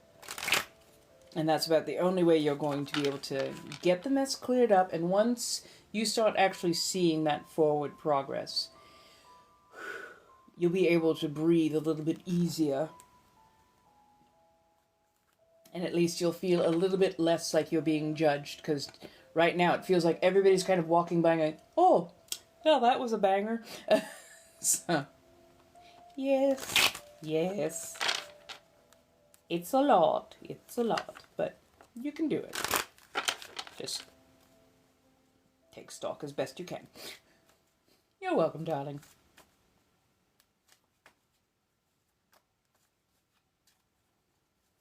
Curmudgeon. Ugh, I don't know who the curmudgeon is, but also tell him, look, if you're not going to help, I'm going to need you to be quiet. If you're not going to help clean up, stop talking. Some people just love to mutter.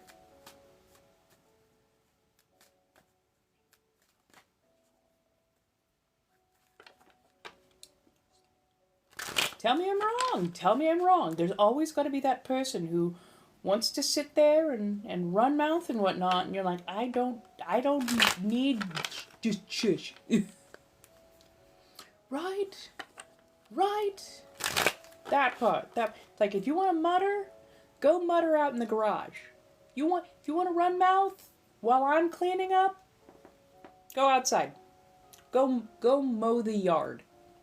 Go garden. Go do something that is not in my general vicinity. I'm just saying.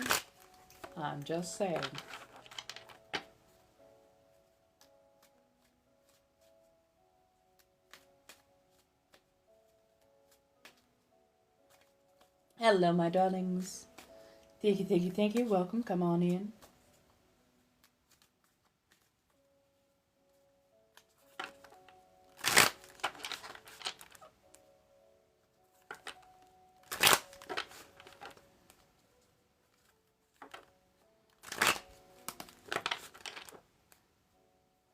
How's everybody doing this evening? Hopefully well.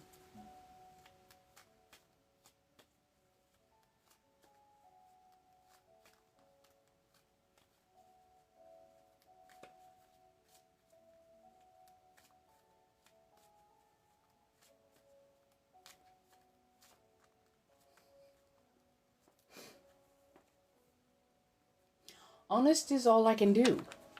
If I sit here and try and give you the keen version, the cute version, you may not get the message that you actually need, and therefore will end up feeling more lost, more drained. So, yes. I might leave a little bit early tonight, about 6:45-ish. Mostly so I can get a little bit of dinner before I get to class, so, yes. Hey, Mia. So far my day was pretty decent. How's yours going so far, my dear?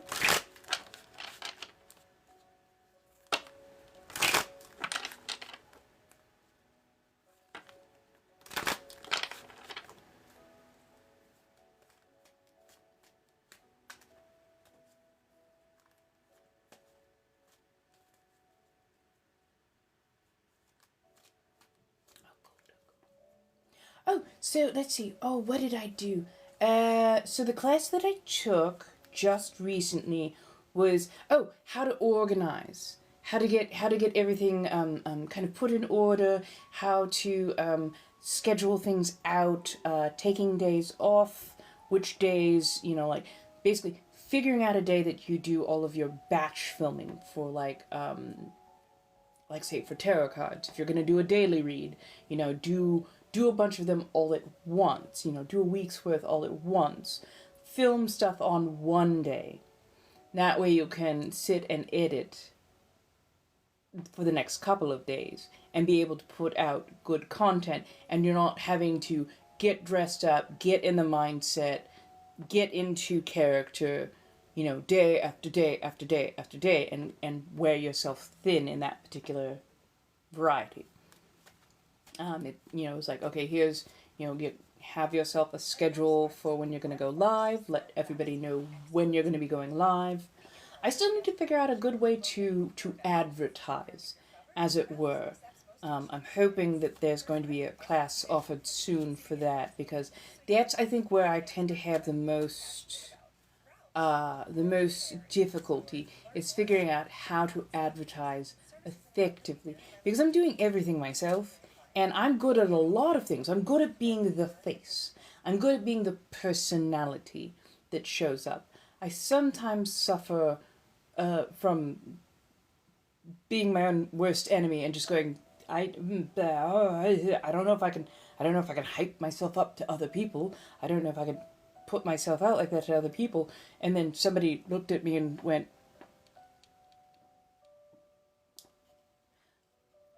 You work on verified sites as a dominant personality.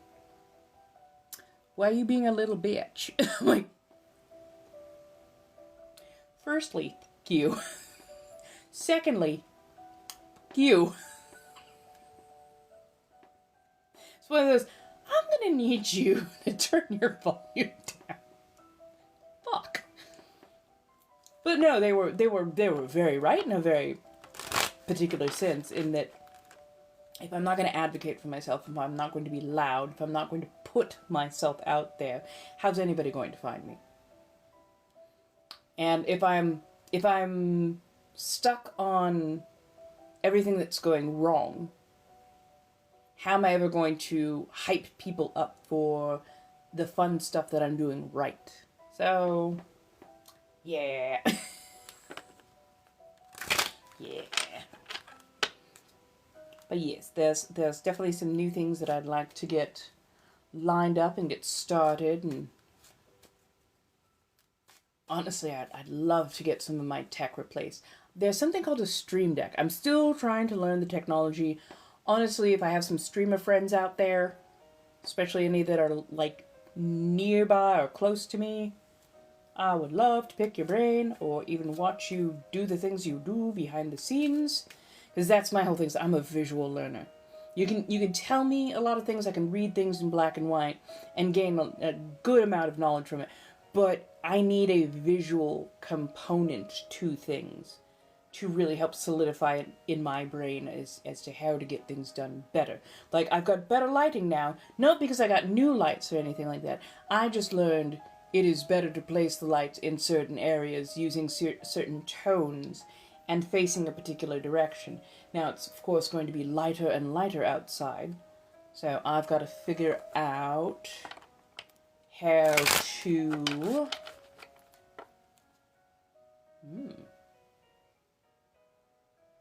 Sorry.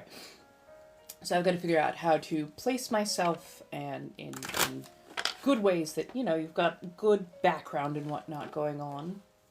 But yeah, it's finding what works, which means having to kind of change it up until you find the thing that clicks. So. Hello, hello, hello. How's everybody doing tonight? We've got about a half hour more together. If anybody else needs a card read, by all means, please let me know. So far we've had some really nice 2-card pulls. A nice little 4-card pull. We also do 1 card. So you can get between 1 and 10 cards. You're not locked into getting just 1 or just X amount. Between 1 and 10 cards. And if you truly want like a half deck or a full deck read, those have to be arranged. Those are very taxing and they have to be arranged in a very particular way. So, but hello, how do you do? Come on in. Welcome in. Tomorrow night we will be doing some manifestation. Actually, I'll be doing a candle dressing. Thank you, darling. I appreciate that. I'll be doing a candle dressing. I'll show you some of the ingredients, the herbs, the oils, the everything that I'll be using to imbue the candle. Honestly, I need to actually soak the thing tonight so I can get the stickers off. Yes.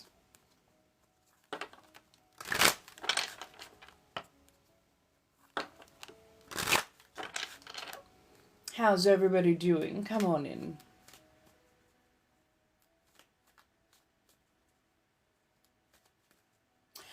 So when it comes to learning to read cards, get yourself a deck. And get one that actually, like, pulls to you. Like, you really seem to gravitate to it. It makes your fingertips tickle. Then, basically, you start by reading the book. You're going to read it. You're going to retain maybe 2 or 3 cards. You're going to read it again. You're going to retain maybe 2 or 3 more cards. You keep reading it. And you keep doing, like, practice reads. So that the memory, the meaning of the cards becomes rather ingrained. And don't feel bad, like, going back and reading the book again, even once you're very well knowledgeable. Like, you know, maybe I just go back, look at it again. It's all good. After you're more confident that you know the meanings of each of the cards, you start really leaning into what's going on here and here. You lean into your sensitivities, into your gifts. And anybody can learn to read it, especially from rote memory. And then certain people, once they start actually training in it, get much, much better at leaning into the background meaning, leaning into what the universe is telling them and how they are being guided. So, yes, can be learned. And some people do it as just a hobby. Mine started out kind of as a hobby, but I always kind of had a draw towards it, and more I've been feeling the pull to read the cards, especially for others. I don't read too much for myself anymore, but like reading for others feels right for me. So I go with it. So this is a candle to kind of help open the roads and get the money flowing towards the different revenue streams and projects that I have going on, because I would like financial security. I want to be financially stable enough to afford my own place and to do more with my life. I keep feeling like I get stuffed in a box and just stuck in place. And I want to do so much more, even with everything that is going on right now. I want to do so much more. I want to travel. I want to support community. I want to expand the breadth of my knowledge and be able to provide many different services, as well as, you know, creating art and helping people with different versions and styles of catharsis, providing good advice and information, while also creating beauty in this world, because we've been robbed by too many people of joy. So I'm really tired of the joy thieves getting everything, and fuck it, I plan on being the crazy lady of the village, as it were. You know how it goes.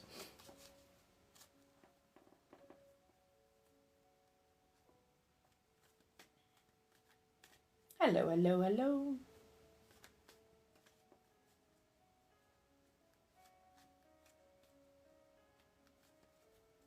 Nice even kilter. It was going a little bit wild when I first lit it up. But I'm liking that this has a good, steady, even kilter now. And it's not producing nearly as much smoke. As you can see, there was a lot of interference. Yes, I put a little bit of oil in there, but even with a couple of drops of oil that I put in, there was a lot more black smoke than it should have been. So there was some sort of interference going on. So it was fighting. So now it seems to be much more even keel, much more steady. So I'm hoping that whatever that was has resolved itself and now it's able to do its job, as it were. This is why I like tower candles, because they are a slower burn. They take a lot longer to do what they do. But that means I can put more intention, more energy, and more focus on them over a longer period of time.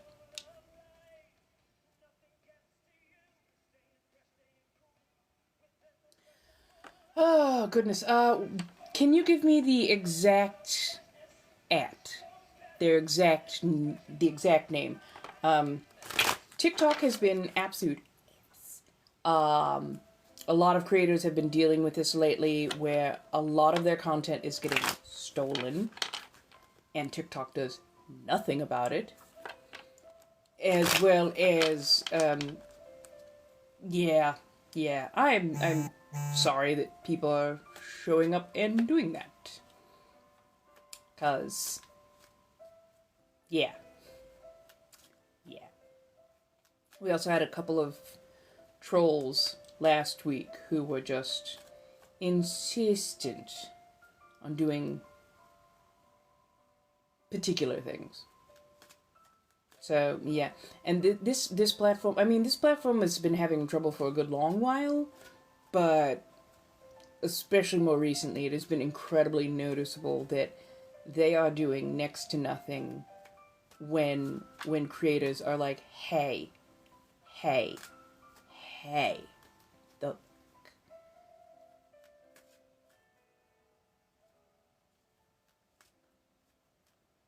Oh, so it had sanguine, but something else using one of my pictures?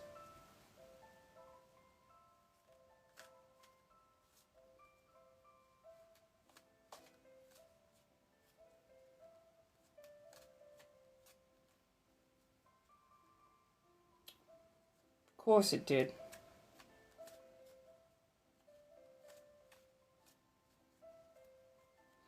Was it Sanguine Threads 22? At this point, there are so many of them.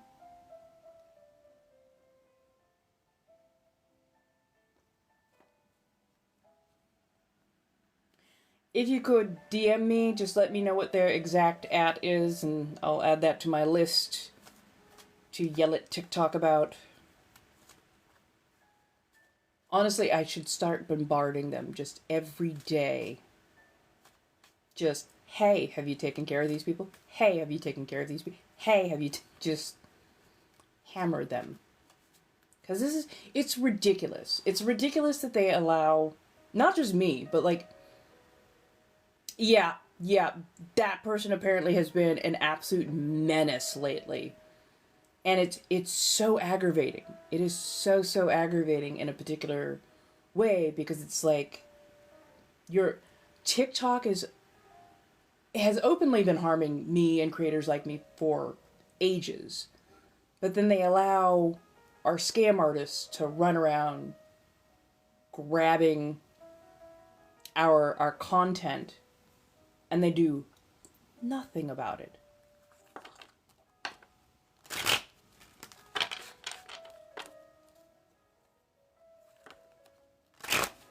So, yeah.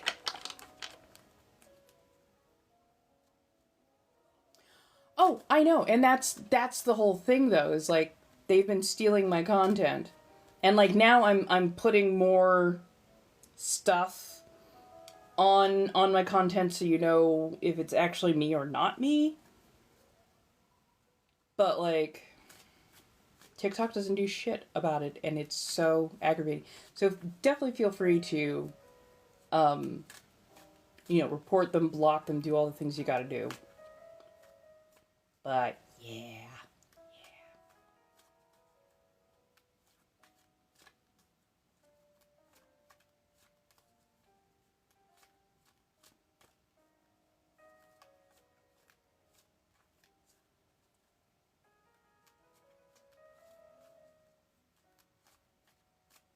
And just remember, folks, I never slip into people's DMs. I'm a millennial. I straight up, sliding into somebody's DM? No. Especially not about private card reads. I'm a card reader. And this goes for every card reader, every witch out there. We don't slide into your DMs. This goes for like pretty much every big personality on here as well. We don't slide into your DMs. We don't have the time. We've got other things that we are doing, other things that we are working on. And if you want merchandise, if you want product, if you want services from us, we know that you'll come to us. You'll go to our sites, that you'll, purchase from there. Yeah. So yeah, if somebody comes sliding into your DMs, take that with a big old block of salt. 'Cause...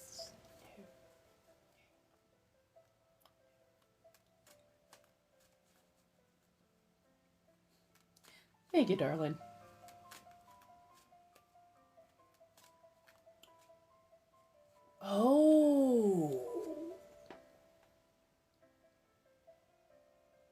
Oh, there's a question I need to ask my agency. There is a question I need to ask my agency.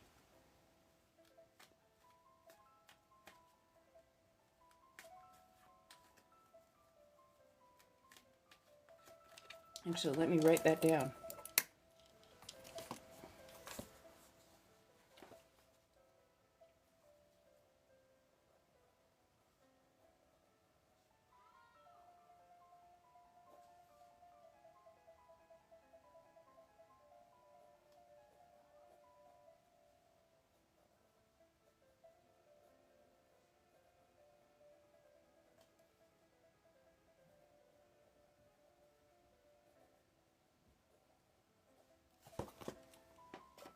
Oh, gods, no. No. No. No. No. No, you cannot see my handwriting. It's chicken scratch. It's absolute chicken scratch. My hand is still trained in cursive, so half the time my regular block lettering, non-cursive, looks like chicken scratch because it's halfway between being cursive and block letter. So you get no.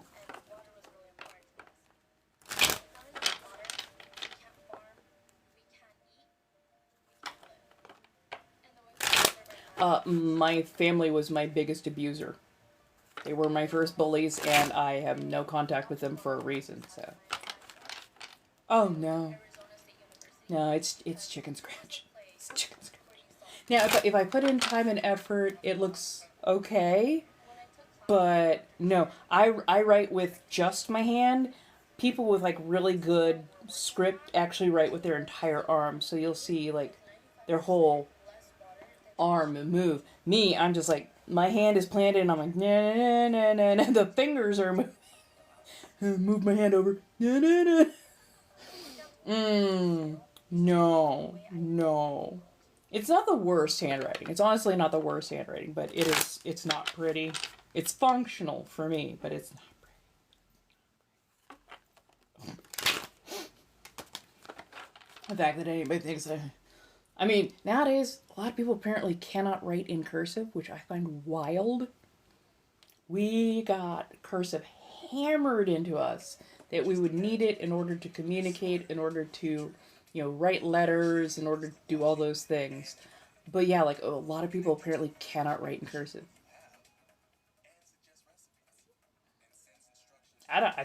Trust me, I don't need to feel better about I felt better when I cut my family off, so there's that.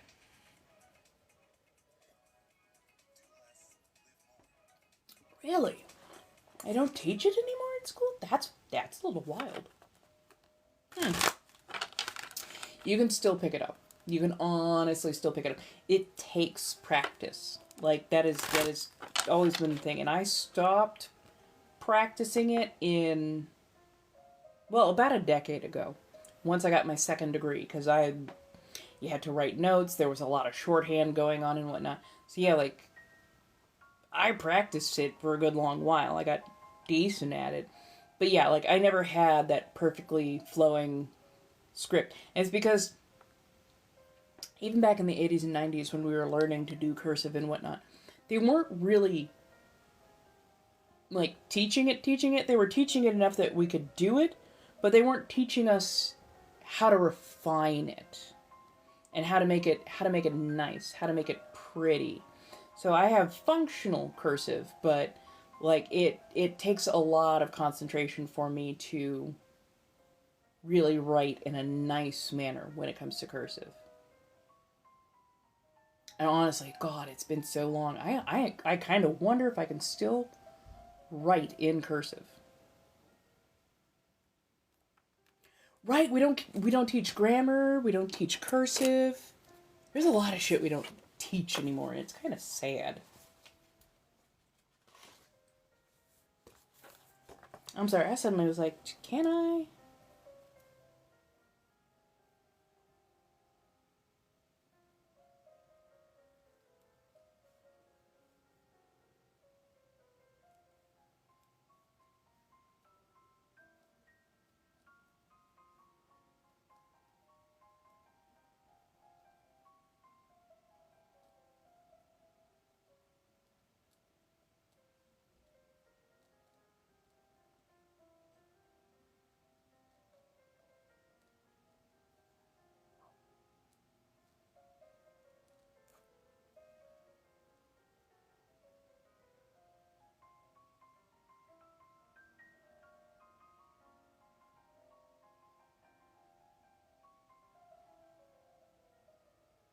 Yeah, no, it's not too bad. I don't know if anybody can actually see it.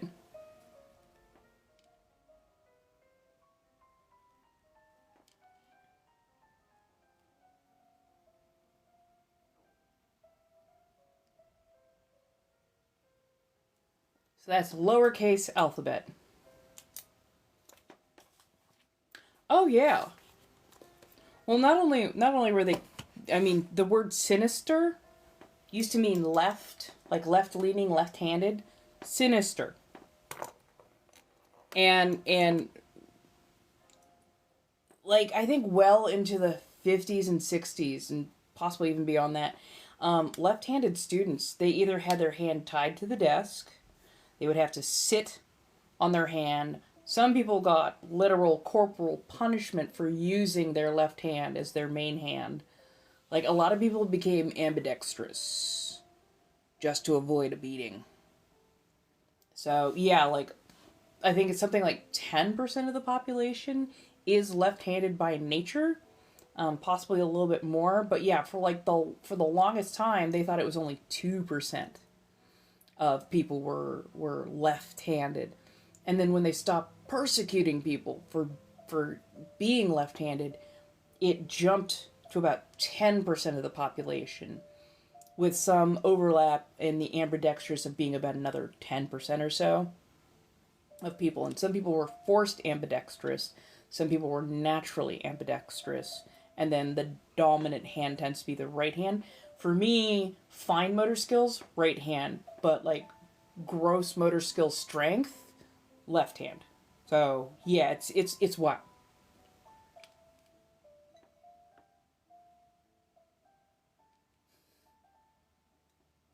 That tracks. That tracks. I can't remember if it was like a study or if it's just something I happened to come across. There seems to be a bit of a comorbid overlaps between like ADHD and dyslexia or neurodivergency and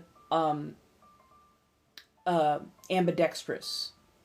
Because I guess maybe it's because your brain is moving so much and you're doing stuff in an odd way anyways, that you're you're going to go about things, and then if you get bored, you're going to go about it in a different way. But yeah, like, if you've ever seen me, like, write or do certain things, one of my parents was left-handed, and I observed how they would do things, and of course I would copy that. So I'm a right-handed person, and I still tend to tilt my paper towards the left to write, whereas, you know, like a left-handed person would tilt it in a particular way. And I had somebody go, "Are you left-handed?" And I'm like, "No, why?" And they're like, "Well, you tilt your paper in a particular way." And I'm like, "Oh yeah, it's just how my parent always used to, you know, tilt and write." And I'm like, "Well, why wouldn't you tilt it towards the right?" And I'm like, "Oh, no. It's just how I learned how to do this. I don't know, it's a little bit different. What can I say?" Oh, I think I was just writing down like a note or two to myself. And then I was like, I couldn't remember if I could actually write cursively the alphabet. And so basically, I decided to write out the alphabet in cursive. Because if you do it right, your alphabet should just be literally one continuous line. And then the only time you're picking up and switching marks or making a mark is on the X, the T, the I, and the J. Everything else, it should be like all one continuous line, because that's what cursive was, is you're never picking your pen or your tip up from the paper unless you are literally adding a dot mark or a hash mark, and that's it. No, this is my room. It's just it's at a different angle where I'm seeing what works, what works scenery wise, what also works just spacing wise and whatnot. So yeah, no, we're at a slightly different angle today. But yeah. Last call for tarot card reads. On a 5 per card, I got about 5 minutes left before I gotta hop off and get ready for my digital class. Hey!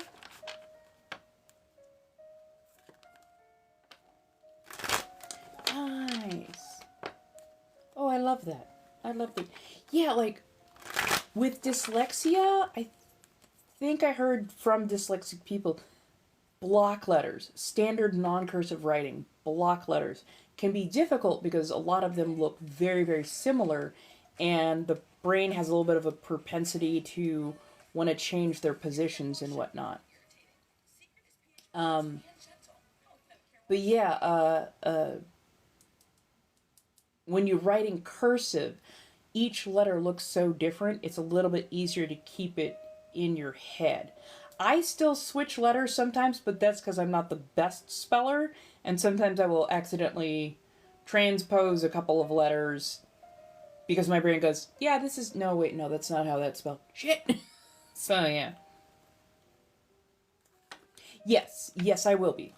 Yes, I will be. And if you are a loyal fan, you will know where to go. Keys to the Kingdom are pretty much in the throne room, so feel free to have that. Yeah. No, I absolutely adore cursive writing. I find it funny, though, I think it was the American Archive was looking for volunteers in this economy. Volunteers to decipher cursive writing from, like, old letters, old scripts, and whatnot. And I'm like, why are you looking for volunteers? In this day and age, why are you looking for volunteers? You should be offering to pay people. Especially since it is a skill that is quickly being lost. You should never just expect people to do it for free. Especially if they're deciphering old letters, old manuscripts and stuff. Like, everybody's handwriting skill is a little bit different. But sometimes, especially with certain older scripts, you have to slow down to decipher and double check your work. Because back in the day, they used a few different letters that we don't use nearly as much anymore. So, like the thorn. Like when you see the word ye old, and you see that very specialized Y, that's actually not a Y. That's actually a thing called a thorn, and it's a TH sound. So it's not ye old, it is the old. So yeah, if you don't know that and you keep coming across, a Y, and you're going, oh, ye, ye, ye. It's like, oh, it's not a ye. It's not a ye. It's a the. It's a TH. It's just a letter we don't use anymore. And because it just looks like a stylized version of a cursive letter Y, people thought, oh, it's a Y. It's a Y. So ye old, ye old, ye. No, it's the old. The old. Exactly. Oh my God. Context clues so much. So much with the context clues. So much. Especially seeing as English has been evolving for several hundred years now. And Old English versus modern English, worlds apart. Worlds apart. And how things would be pronounced, I highly doubt we would be able to communicate smoothly with people from the 1100s, 1200s, 1300s because of how much the language has evolved since then. So, yeah, like if you're going to have somebody who's deciphering something, pay them for their skill and expertise. I'm just saying. Right, yes! Ampersand! Ampersand! Like, yeah, you tell somebody, oh yeah, the ampersand. The what now? The and. The and. Well, and that's the other thing is, the and symbol, it used to be the ampersand like what you see there, that whoop. But there's also another one, which is the down, over, across. That's also an and symbol. I keep forgetting the name for it, but it has a slightly different technical name. So to some people, that's going to look like a lowercase t that just has a weird juncture. And it's like, no, that's not a lowercase t, that's an and.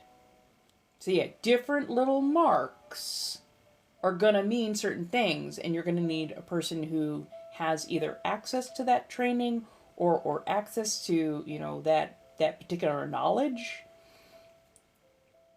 or knows what to look for, because how you write a cursive T is actually way different than writing that T styled and symbol. Right. Oops, I'm sorry, somebody actually sent in. Yes? Oh, okay, 2-card pull. Are you here, my dear? Gotta love the ampersand. Wait, the T is also an ampersand? Because I thought ampersand was the squiggled, like the one that looks like almost like a cursive S.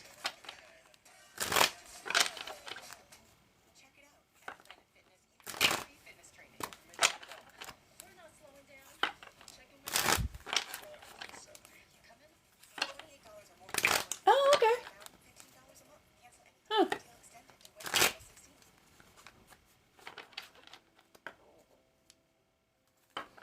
And notice, and is just a shortened form of ampersand.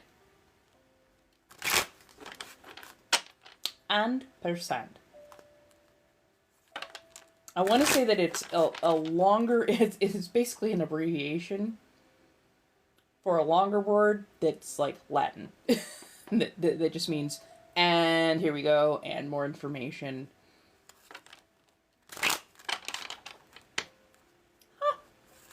I didn't realize that they both had the same name, that it was just a collective for symbols that mean and. Fair enough.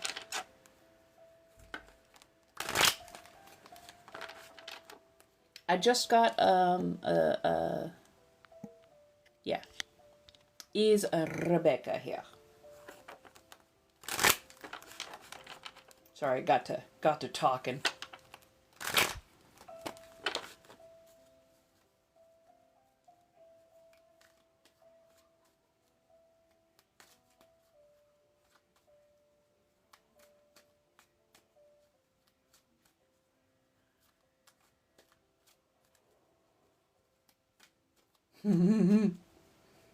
I mean, any research or search engine can be a bit of a hellhole, mostly because everything you have to take with a grain of salt. So they might give you one piece of information, but like if they give you ooh, okay, oh no worries, no worries. I down. I got to talking, so yeah. I hate that. Oh, if you do at the end of your query -AI, it will take away the AI search. I hate that AI search. I gotta make that part of my routine now, is to take that -AI, because I hate that. Oh, I hate that AI search so much. Because yes, it gives you links, but so often it'll give you just slightly wrong information. Like mostly right, but slightly wrong. It's like, fucker. Ah.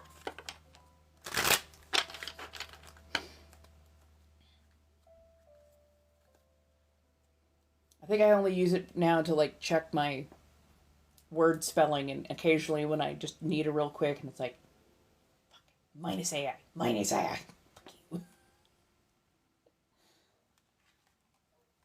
Oh, oh, okay.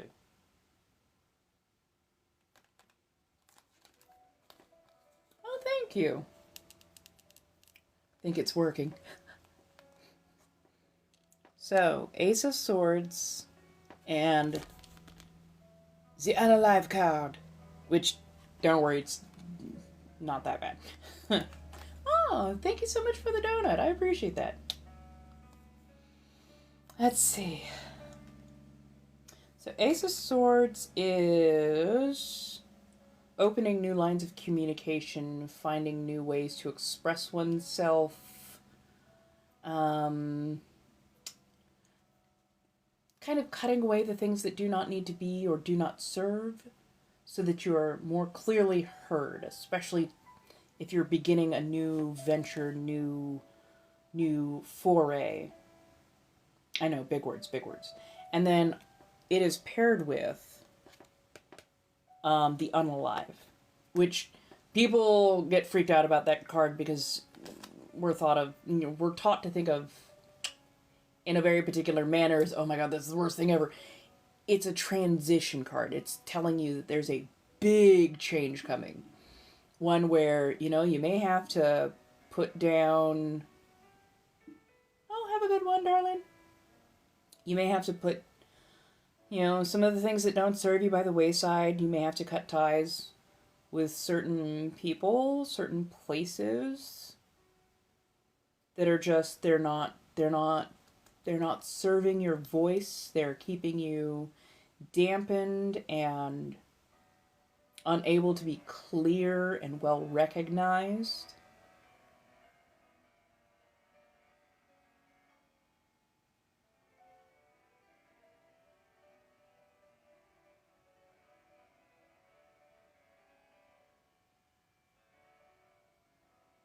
So yeah, if you're feeling like big movement is happening or big change is happening, roll with it. Cut away those things that don't need to be. Make it so that you aren't dealing with them anymore, or letting them know, hey, I gotta move forward. I gotta move on. Our time together has been fabulous and wonderful, but I have this new thing that I want to do, and I gotta head that direction. So if you don't hear from me, don't worry. I appreciated our time, but I gotta do this for me, and I gotta be present for myself first. And yeah, it's not gonna be the most fun thing, but whatever you gotta do for yourself, do it. Show up for it, because this is your life. You have to live it, and your voice needs to be heard for you. And it's not being heard as it currently is.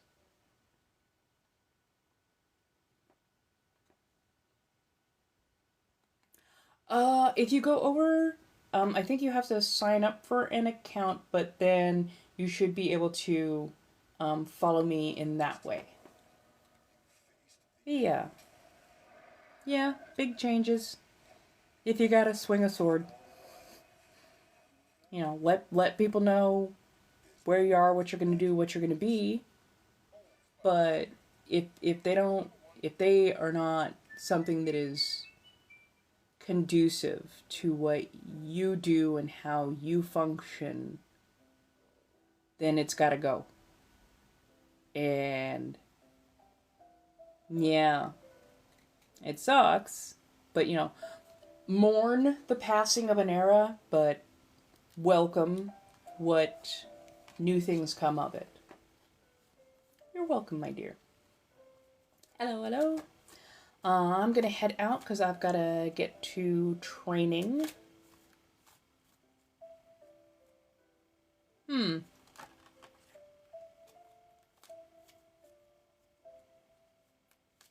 I'm trying to remember, but I'm drawing a blank. There should be a follow button there somewhere. If you follow maybe directly through my links, that might help. But yeah. I'm only going off a couple minutes early because I have training tonight. I'll be on tomorrow from 4 to 7. I don't have any training scheduled. But yeah. Thank you, darlings. When I do come on tomorrow, I will be doing a candle blessing / manifestation. Yeah, marketing, trying to make my page better, more cohesive, actually putting forward my best self. Because, yeah, I want to be successful at what I am doing. So that means actually learning, even though I fought that for a good long while. Yeah, learning to, you know, do better, be more cohesive, and put out better content. So, yeah. Thank you so much, my darlings. The world may never know.